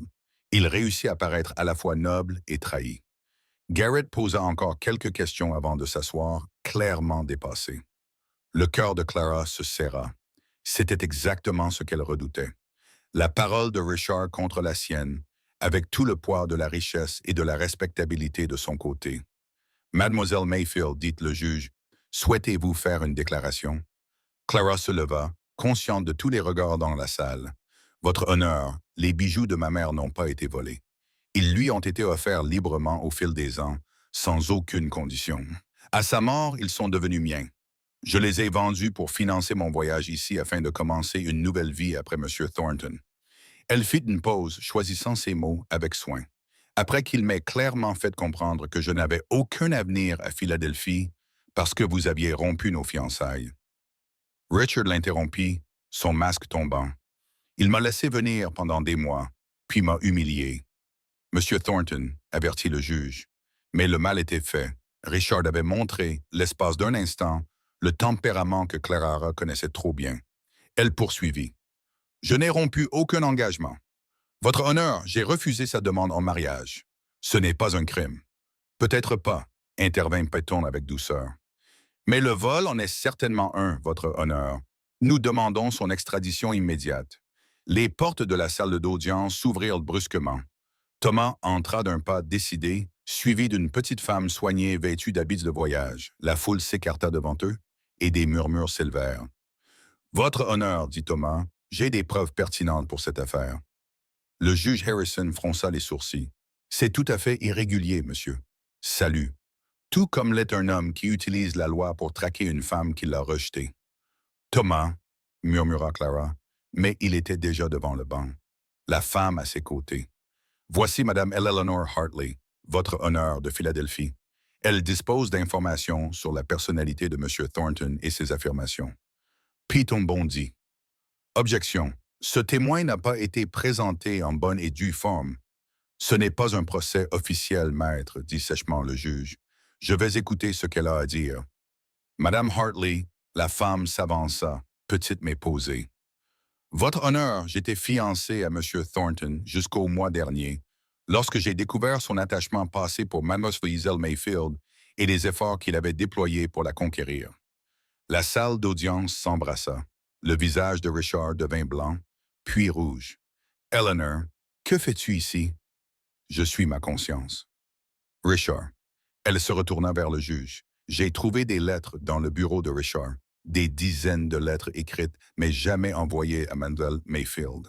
Elles brossent un tableau très différent de celui présenté ici. Des lettres pleines d'obsessions, de menaces, de promesses de la ruiner si elle ne revenait pas. C'étaient des lettres privées, commença Richard. Oui, c'étaient des preuves privées de harcèlement, répondit Madame Hartley en ouvrant son réticule et en sortant une liasse de papier. J'ai également trouvé des reçus prouvant que les bijoux ont été achetés il y a plus de 3 ans, bien avant que les fiançailles ne soient évoquées. Des cadeaux pour s'attirer les faveurs de la mère de Mademoiselle Mayfield, pas des prêts conditionnels. Clara fixa cette sauveuse inattendue. Madame Hartley croisa son regard avec une sympathie surprenante. Je sais ce que c'est que d'être le centre de l'attention de Richard quand il est contrarié. Mademoiselle Mayfield, je ne souhaiterais cela à personne. C'est ridicule, s'écria Peton. Des lettres volées, la vengeance d'une femme jalouse. Je ne les ai pas volées, dit calmement Madame Hartley. Elles se trouvaient dans le bureau de la maison que nous devions partager. J'avais tout à fait le droit de les examiner. Ce que j'ai découvert m'a tellement horrifié que j'ai rompu nos fiançailles et suivi Richard ici pour empêcher une injustice.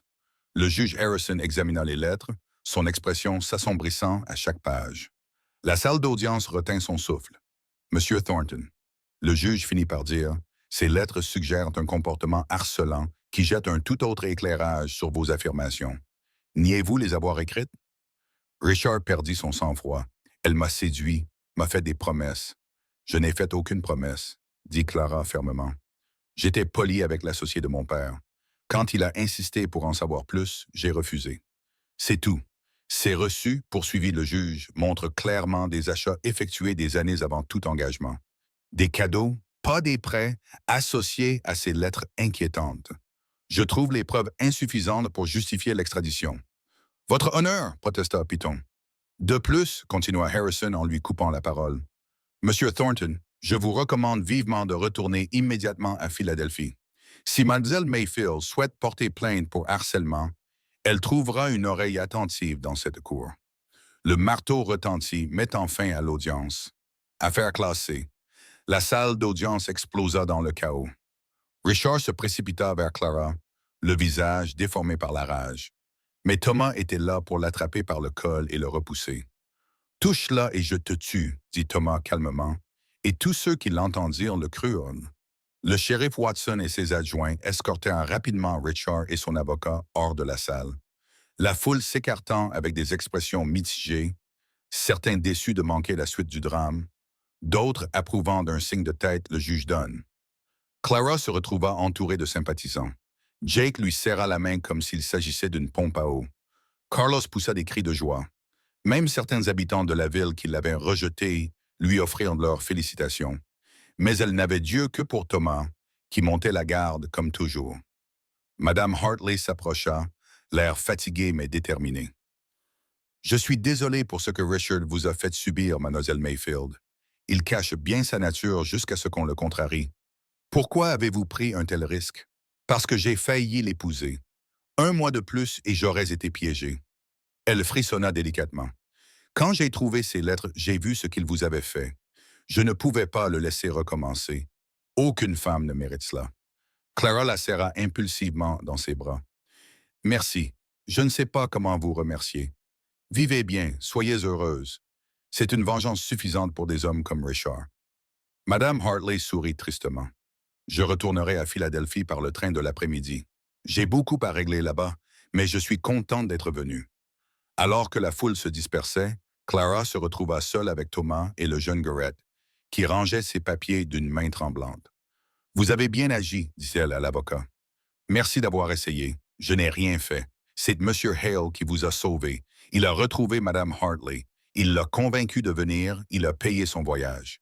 Clara se tourna vers Thomas, qui semblait mal à l'aise face à ses éloges. Comment avez-vous su pour elle? J'ai envoyé un télégramme à un ami à Philadelphie. Je lui ai demandé de se renseigner sur la vie de Thornton. J'ai découvert les fiançailles. J'ai pensé qu'elle aurait peut-être des informations. Il haussa les épaules. J'ai eu de la chance.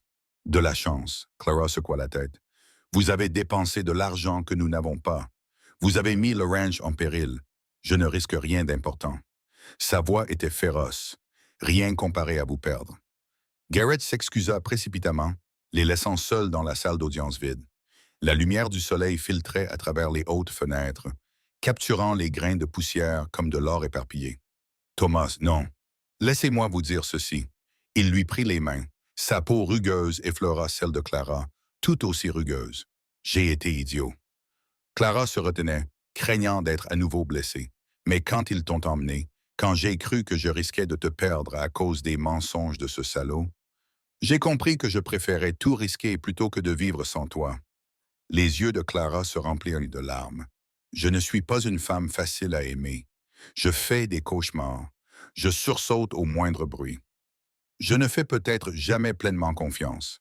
Je ne suis pas non plus un homme facile à aimer. Je suis à ma manière marié à la terre, toujours hanté par des fantômes. Ses pouces dessinaient en des cercles sur ses paumes. Mais c'est peut-être pour cela que nous sommes faits l'un pour l'autre. Nous savons ce qu'il en coûte de faire à nouveau confiance. La ville va jaser. Dire que je te manipule, que tu ne penses qu'avec ton cœur. Laisse-les parler. Il la serra contre lui. J'ai affronté des tempêtes de neige, la sécheresse et des hommes qui voulaient de ma mort. Je n'ai pas peur des ragots. Elle rit, les larmes coulant sur ses joues. Je t'aime, Thomas Hale. J'aurais dû te le dire cette nuit-là, pendant la tempête. Dis-le maintenant. Dis-le demain. Dis-le tous les jours jusqu'à ce que nous soyons vieux et grisonnants. Je t'aime, répéta-t-elle, et il l'embrassa là, dans le palais de justice, sous le soleil et la poussière, en présence de témoins. Quand ils se séparèrent enfin, tous deux essoufflés, il posa son front contre le sien. « Rentre à la maison, Clara. Le ranch a besoin de toi. J'ai besoin de toi. »« Oui, dit-elle simplement. Oui à tout cela. » Ils sortirent ensemble sous le soleil de midi. La rue s'était vidée, la plupart des gens étant retournés à leurs occupations, mais un petit groupe attendait près des chevaux. Jake et les ouvriers. Madame Hartley se préparant pour son voyage. Même le shérif Watson avait l'air satisfait. Il était temps, marmonna Jake, mais il souriait tandis qu'il se préparait à partir. Josiah Brand sortit de l'hôtel, Richard à ses côtés. Les deux hommes avaient l'air furieux. « Ce n'est pas fini, cria Brand. Vous ne pourrez pas la protéger éternellement. » Thomas aida Clara à monter sur son cheval, puis enfourcha le sien. « Je n'ai pas à la protéger éternellement, Brand. Juste assez longtemps pour qu'elle apprenne à se protéger elle-même. » Il sourit froidement, même si je pense qu'elle a déjà compris le truc. Clara se redressa sur sa selle, soutenant le regard de Brand. « Monsieur Brand, Monsieur Thornton, vous êtes tous deux des hommes qui croient que le pouvoir vous donne le droit de prendre ce que vous voulez, mais vous vous trompez. Certaines choses ne peuvent être prises. Elles ne peuvent être que données librement. » Elle tourna son cheval vers la maison, sans attendre de voir leur réaction. Thomas et les ouvriers l'entourèrent. Une garde protectrice dont elle n'avait plus besoin, mais qu'elle appréciait profondément. Alors qu'ils quittaient la ville, Clara se mit à chanter. Pas le chant guerrier cette fois, mais quelque chose de plus léger. Une chanson sur le retour à la maison, sur le printemps après l'hiver. Un à un, les hommes se joignirent à elle, leur voix rauque s'harmonisant avec la sienne. Le ranch wheel, en ruine, les attendait au loin, non plus comme un refuge, mais comme un foyer. Des défis les attendaient. Brand n'abandonnerait pas facilement, et les cicatrices mettraient du temps à guérir. Mais pour l'instant, Clara se permet de ressentir la joie du moment. La liberté, la justice et l'amour, tout cela en une seule matinée. Thomas lui parla alors, chevauchant à ses côtés, du juge qui avait mentionné les contrats de mariage. Clara rit, libre et claire comme l'eau de la montagne. « Vous me demandez en mariage, Monsieur Hale? Peut-être si je le faisais correctement, pas dans une salle d'audience devant la moitié du comté. Je dirais peut-être oui si vous me le demandiez correctement. Ce soir alors, près du feu, avec le violon qui joue, je porterai ma plus belle robe, celle qui n'est pas couverte de poussière de prison. Ils se sourirent. Deux hommes qui avaient trouvé leur chemin à travers les ténèbres jusqu'à ce moment de lumière. Derrière eux, la ville s'estompait dans le souvenir. Devant eux, les montagnes s'élevaient éternelles. Et entre eux, le ranch s'étendait comme une promesse de travail et de lutte. Oui, mais aussi d'appartenance. Clara rentrait chez elle. Cette fois, elle ne fuyait pas, elle ne se cachait pas, mais elle chevauchait droit vers la vie qu'elle avait choisie et l'homme qu'elle aimait. Elle avait affronté et vaincu le passé. L'avenir s'étendait devant elle, brillant de possibilités. Et quelque part dans le vaste ciel du Wyoming, elle aurait juré entendre la voix de sa grand-mère dans le vent, chantant les vieilles chansons des femmes qui s'étaient battues pour leur liberté et l'avaient gagnée. Les semaines qui suivirent le procès apportèrent une paix inattendue au ranch Broken Wheel. La nouvelle de la réhabilitation de Clara et de la défense acharnée de Thomas s'était répandue dans la vallée. Certaines personnes se montraient plus chaleureuses à son égard, lui adressant des signes de reconnaissance en ville. D'autres restaient froides, mais leurs murmures étaient moins venimeux désormais.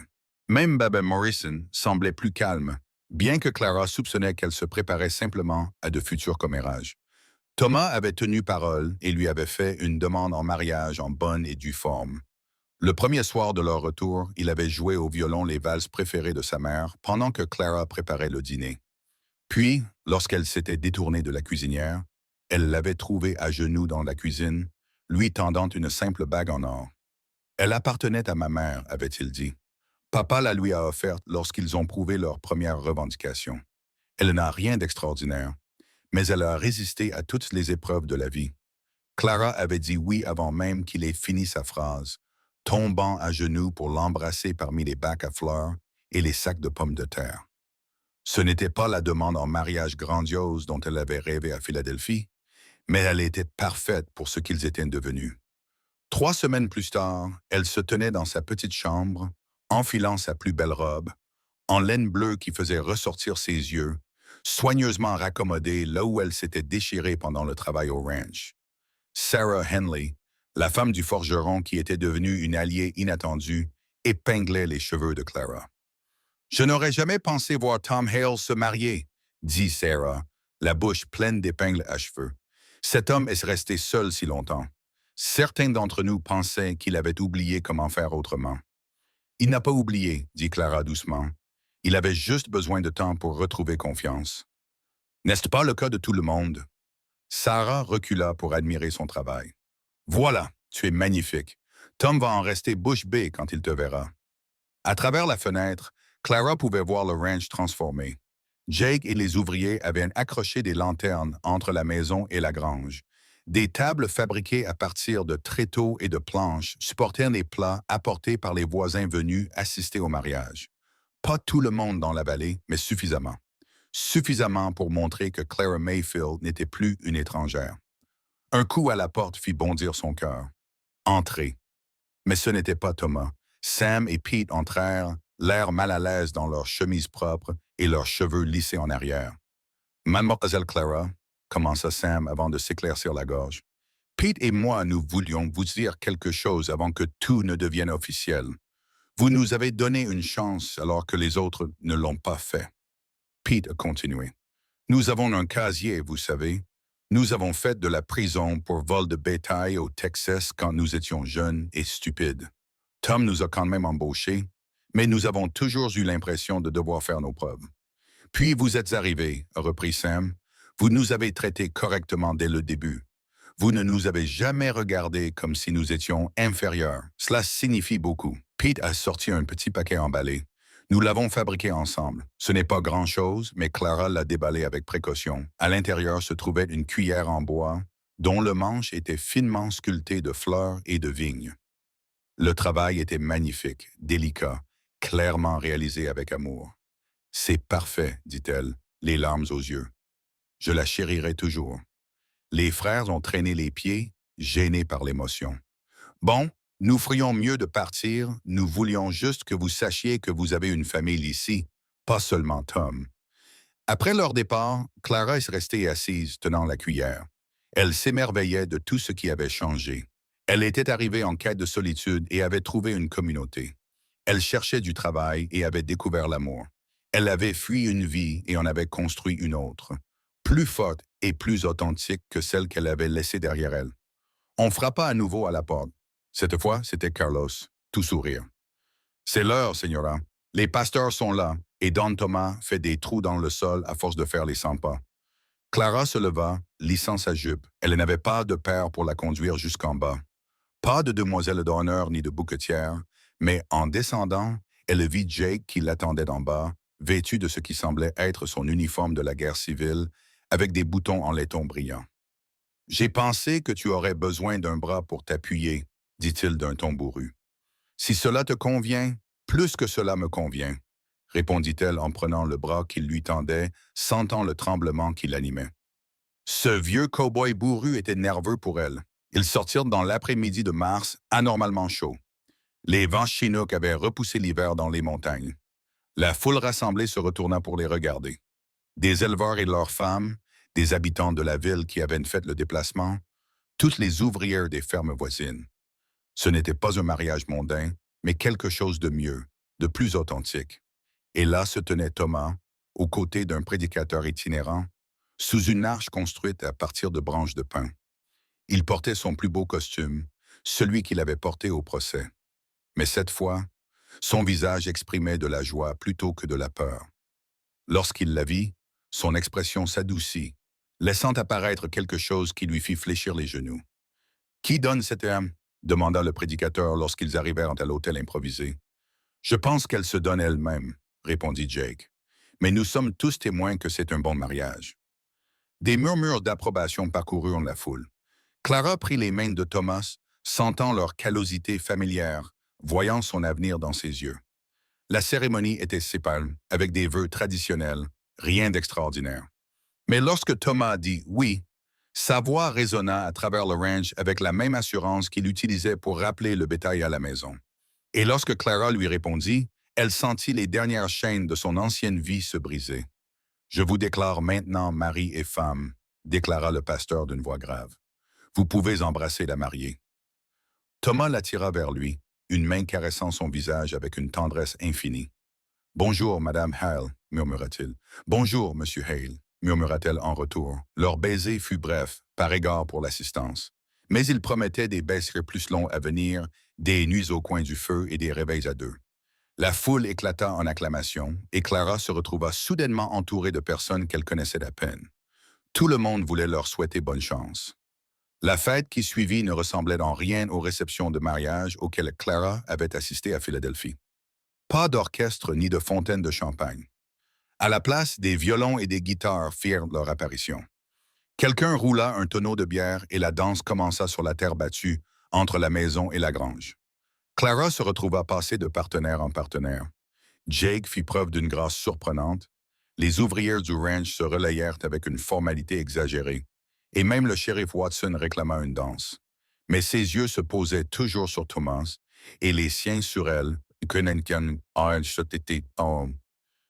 une connexion constante à travers la foule. Alors que le soleil se couchait, peignant le ciel de nuances roses et dorées, elle remarqua deux cavaliers qui approchaient, et son estomac se noua. Même le jour de son mariage, les ennuis pouvaient les trouver. Mais alors qu'il se rapprochait, elle vit qu'il s'agissait du banquier de la ville, M. Aldrich, et de sa femme. « Félicitations, Madame Hale », dit Aldrich en descendant de cheval. « Je m'excuse d'arriver en retard, mais je voulais vous remettre ceci en personne. » Il tendit une enveloppe à Thomas, la note sur votre ranch, payée en totalité. Thomas fronça les sourcils. « Ce n'est pas possible. Je n'ai pas... » Un bienfaiteur a insisté pour effacer la dette en précisant qu'il s'agissait d'un cadeau de mariage de la part de quelqu'un qui apprécie ce que vous avez construit ici. Clara attrapa le bras de Thomas alors qu'il vacillait. La dette du ranch était un poids constant qui s'alourdissait à chaque vache perdue et chaque clôture cassée. Qu'elle ait soudainement disparu, qui? Thomas réussit à articuler. Aldridge sourit. J'ai juré de garder le secret, mais ils ont dit que vous comprendriez quand je mentionnerai qu'il ne faut pas gâcher les secondes chances en regardant en arrière. Eleanor Hartley. Ça ne pouvait être qu'elle. Clara eut la gorge serrée par l'émotion. La femme qui l'avait sauvée de fausses accusations venait maintenant de sauver leur ranch de la saisie. Dis-leur, commença Thomas, puis s'arrêta, submergé par l'émotion. Dis-leur que nous leur sommes reconnaissants, plus que les mots ne peuvent l'exprimer. Alors qu'Aldrich et sa femme se joignaient à la fête, Clara et Thomas restèrent à l'écart un moment, savourant cette nouvelle liberté. Plus aucune dette ne pesait sur eux, plus aucune menace immédiate de tout perdre. Juste les défis normaux de la vie au ranch, qui semblaient soudainement gérables. Nous allons y arriver, dit Thomas avec émerveillement. Oui, acquiesça Clara, puis avec un sourire malicieux. Mais d'abord, tu me dois une danse, mon mari. Il la prit dans ses bras alors que le violon entamait une valse. Autour d'eux, leur communauté faisait la fête. Des hommes rudes et des femmes usées par le travail qui comprenaient que le bonheur se méritait, qu'ils ne se donnaient pas. Au-dessus d'eux, les étoiles apparaissaient une à une, et les montagnes montèrent de la garde éternelle. « Tu n'as aucun regret ?» demanda Thomas alors qu'ils se balançaient ensemble. « Aucun, toi. Seulement de ne pas t'avoir trouvé plus tôt. Tu m'as trouvé exactement au moment où nous en avions tous les deux besoin, » répondit Clara. « Quand nous étions prêts, comme si leur joie les avait convoqués. » D'autres couples se joignirent à la danse. Sarah Henley avec son mari, le banquier et sa femme. Même Jake, qui manquait maladroitement ses pas. Morrison autour de la piste de danse improvisée. Le ranch Broken Wheel était devenu au moins pour cette nuit, le centre de quelque chose de plus grand, une communauté célébrant la résilience et les nouveaux départs. Plus tard, bien plus tard, après le départ des invités, et alors que les employés avaient regagné leur chambre, Clara et Thomas s'assirent sur les marches du porche, regardant la lune se lever au-dessus des prairies. Sa robe de mariée était poussiéreuse à cause de la danse, sa veste abandonnée quelque part dans la maison. Mais ils étaient mariés, vraiment mariés, et l'avenir s'étendait devant eux, plein de possibilités. « Chante pour moi, » demanda Thomas. « Cette berceuse galloise, celle de ta première nuit ici. » Clara s'appuya contre son épaule et chanta, sa voix portant à travers le ranch silencieux. Mais cette fois, la chanson ne contenait ni tristesse, ni nostalgie pour ce qui avait été perdu. Au contraire, elle parlait de gratitude, d'un foyer retrouvé et d'un amour découvert. Lorsqu'elle eut terminé, ils restèrent assis dans un silence confortable, regardant les nuages dériver devant la lune. Puis Thomas remua. « Clara, ce nom ne te convient plus. » Elle se recula pour le regarder. « Que veux-tu dire? » Clara était la femme qui fuyait, qui se cachait, qui survivait seule. Mais tu n'es plus elle. Tu es plus forte, plus courageuse. Tu as besoin d'un nom qui corresponde à ce que tu es devenu. Et quel serait ce nom? Il réfléchit. Je pense à toi comme à Grace, car c'est ce que tu as apporté à cet endroit. De la grâce, de la musique et de la vie. Clara. Non, Grace sentit des larmes couler sur ses joues. Être rebaptisée par amour, être vue si clairement et chérie si profondément. Grace Hale, tenta-t-elle. Oui, c'est qui je suis maintenant. Ils se levèrent ensemble, main dans la main, et entrèrent dans leur maison. Leur foyer leur apporterait demain du travail, du bétail à soigner, des repas à préparer, des clôtures à réparer. Brand causerait sûrement d'autres problèmes et le ranch ferait face à d'autres défis. Mais ce soir, Grace Hale chantait dans sa cuisine tandis que son mari jouait du violon près du feu. Ce soir, le ranch Broken Wheel n'abritait pas seulement deux âmes solitaires, mais une famille, trouvée, choisie et liée par quelque chose de plus fort que la loi ou le sang. Ce soir, le passé était vraiment révolu et l'avenir leur appartenait. Alors que Grace éteignait la dernière lanterne et suivait Thomas à l'étage, elle entendit le vent se lever dehors, apportant avec lui l'odeur de l'herbe printanière et des possibilités. Quelque part dans ce vent, elle imagina la voix de sa grand-mère se joindre à la sienne pour chanter une bénédiction sur cette nouvelle vie, ce nouveau nom, cet amour qui avait transformé une cuisinière en épouse et un éleveur solitaire en mari. Le ranch Broken Wheel s'endormit, enfin complet. Et le lendemain matin, lorsque le soleil peignit les montagnes d'or et que le bétail appela pour être soigné, Grace et Thomas Hale se lèveraient ensemble pour affronter tout ce qui les attendait. Toujours partenaires, le printemps arriva dans le Wyoming comme une bénédiction cette année-là, peignant les prairies en vert et remplissant les ruisseaux de la fonte des neiges. Le ranch Broken Wheel prospéra sous le partenariat de Grace et Thomas. Sans la dette écrasante, ils pouvaient investir dans de meilleurs animaux reproducteurs et réparer des équipements longtemps négligés. Les ouvriers travaillaient avec une vigueur renouvelée, sachant que leurs emplois étaient assurés. Grace s'était pleinement approprié son nouveau nom et son nouveau rôle. Elle continuait à cuisiner et à s'occuper de la maison, mais elle accompagnait également Thomas pour vérifier les troupeaux, apprenant à lire les humeurs de la terre et les besoins du bétail. Ses mains, autrefois douces, étaient désormais fortes et habiles. Ses chansons remplissaient toujours l'air du soir, mais désormais, le violon de Thomas l'accompagnait, créant des harmonies qui exprimaient le contentement et un objectif commun. Même Josiah Brown semblait s'être retiré, ses tentatives de harcèlement ayant diminué après le procès de Clara et l'arrivée du mystérieux bienfaiteur du ranch. Certains murmuraient qu'il avait trouvé d'autres cibles pour assouvir ses ambitions. D'autres disaient qu'il attendait simplement son heure. Grace s'en moquait, tant qu'il restait loin de leur terre et de leurs gens. C'est un matin de fin mai que tout s'est cristallisé avec une parfaite clarté. Grace se tenait sous le porche, regardant le soleil se lever sur les montagnes, une tasse de café réchauffant ses mains. Le ranch s'étendait devant elle, le bétail paissait paisiblement, le jardin qu'elle avait planté commençait à montrer des pousses vertes, de la fumée s'élevait du dortoir où Jake se plaignait sans doute de ses os qui craquaient. Thomas sortit de la grange et s'arrêta pour la regarder. Même à cette distance, elle pouvait voir son sourire, la façon dont son visage changeait lorsqu'il la voyait. Il leva la main en guise de salut et elle lui répondit, sentant cette chaleur familière fleurir dans sa poitrine. « Tu viens m'aider pour le marquage ?» demanda-t-il. « Après avoir fait lever le pain, » répondit-elle. « Quelqu'un doit bien nourrir vos cow-boys. » Son rire résonna dans la cour, riche et plein. Grace se rendit compte qu'elle ne l'avait jamais entendu rire lorsqu'elle était arrivée. Maintenant, il riait facilement, souvent, d'un rire aussi naturel que le vent dans l'herbe. Alors qu'elle se retournait pour rentrer, un mouvement sur la crête attira son attention. Un cavalier solitaire avançait rapidement et son cœur se serra. Même des mois de paix n'avaient pas effacé son instinct de crainte des visiteurs inattendus. Mais alors que le cavalier se rapprochait, elle reconnut Carlos, qui revenait de la ville où il était allé s'approvisionner. Il s'arrêta brusquement sous le porche, son visage habituellement joyeux désormais sérieux. « Señora Grace, vous devez voir ça. » Il lui tendit une lettre écrite d'une écriture élégante. Les mains de Grace tremblaient légèrement lorsqu'elle l'ouvrit. L'adresse de l'expéditeur était Philadelphie, mais l'écriture n'était pas celle de Richard. « Ma chère Clara », commençait la lettre, et elle reconnut l'écriture d'Eleanor Hartley. « J'espère que vous allez bien et que vous êtes heureuse dans votre nouvelle vie. Je vous écris pour vous annoncer une nouvelle qui, je pense, devrait vous intéresser. » Richard Thornton est mort. Grace s'effondra sur les marches du porche, continuant à lire.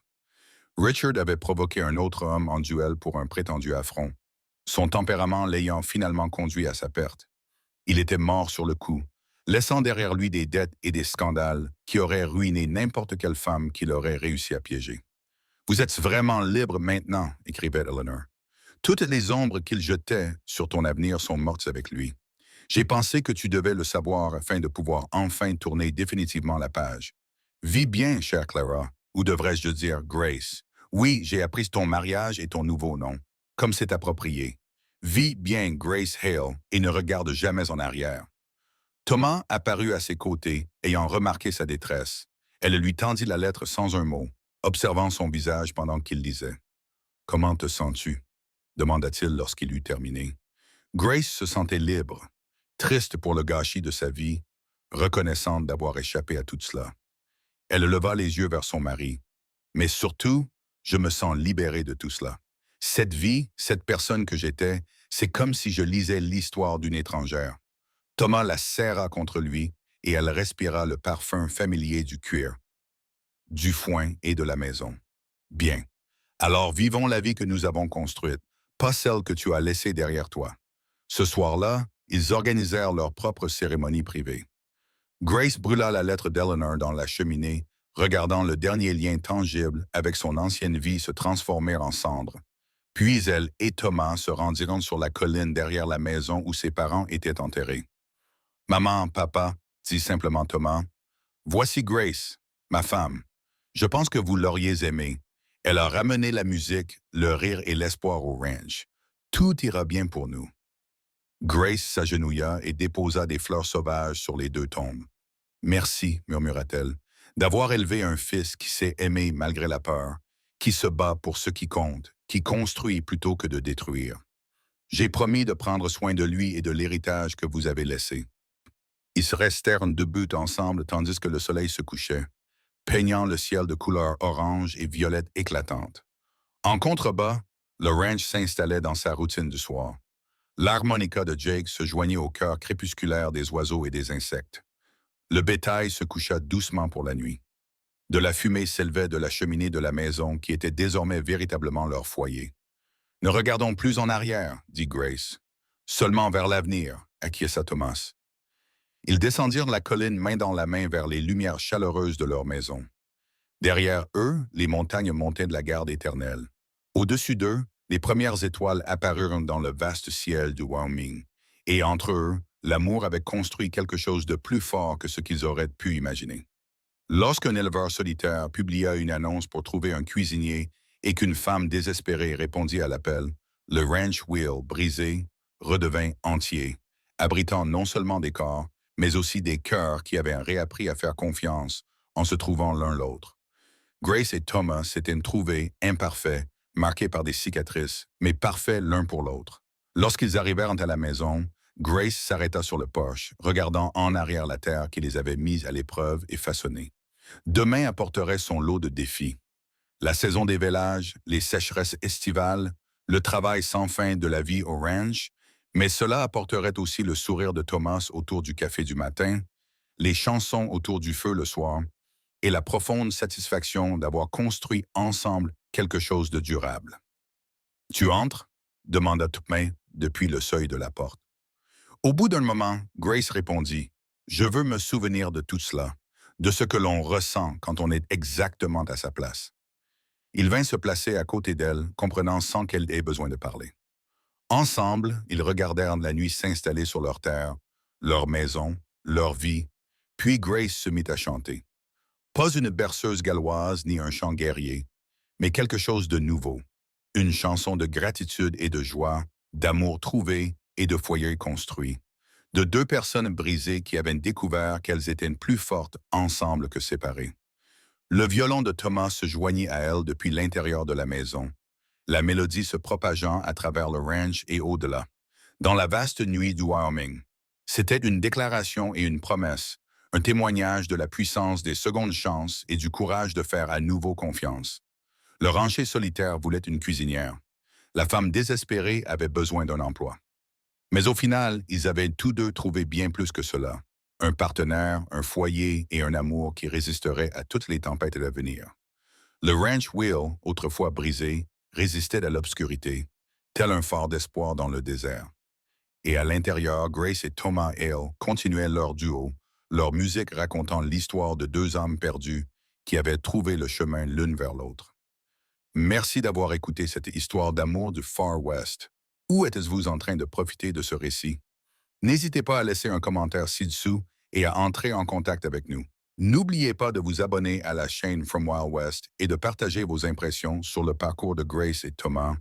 Votre soutien est très important pour nous.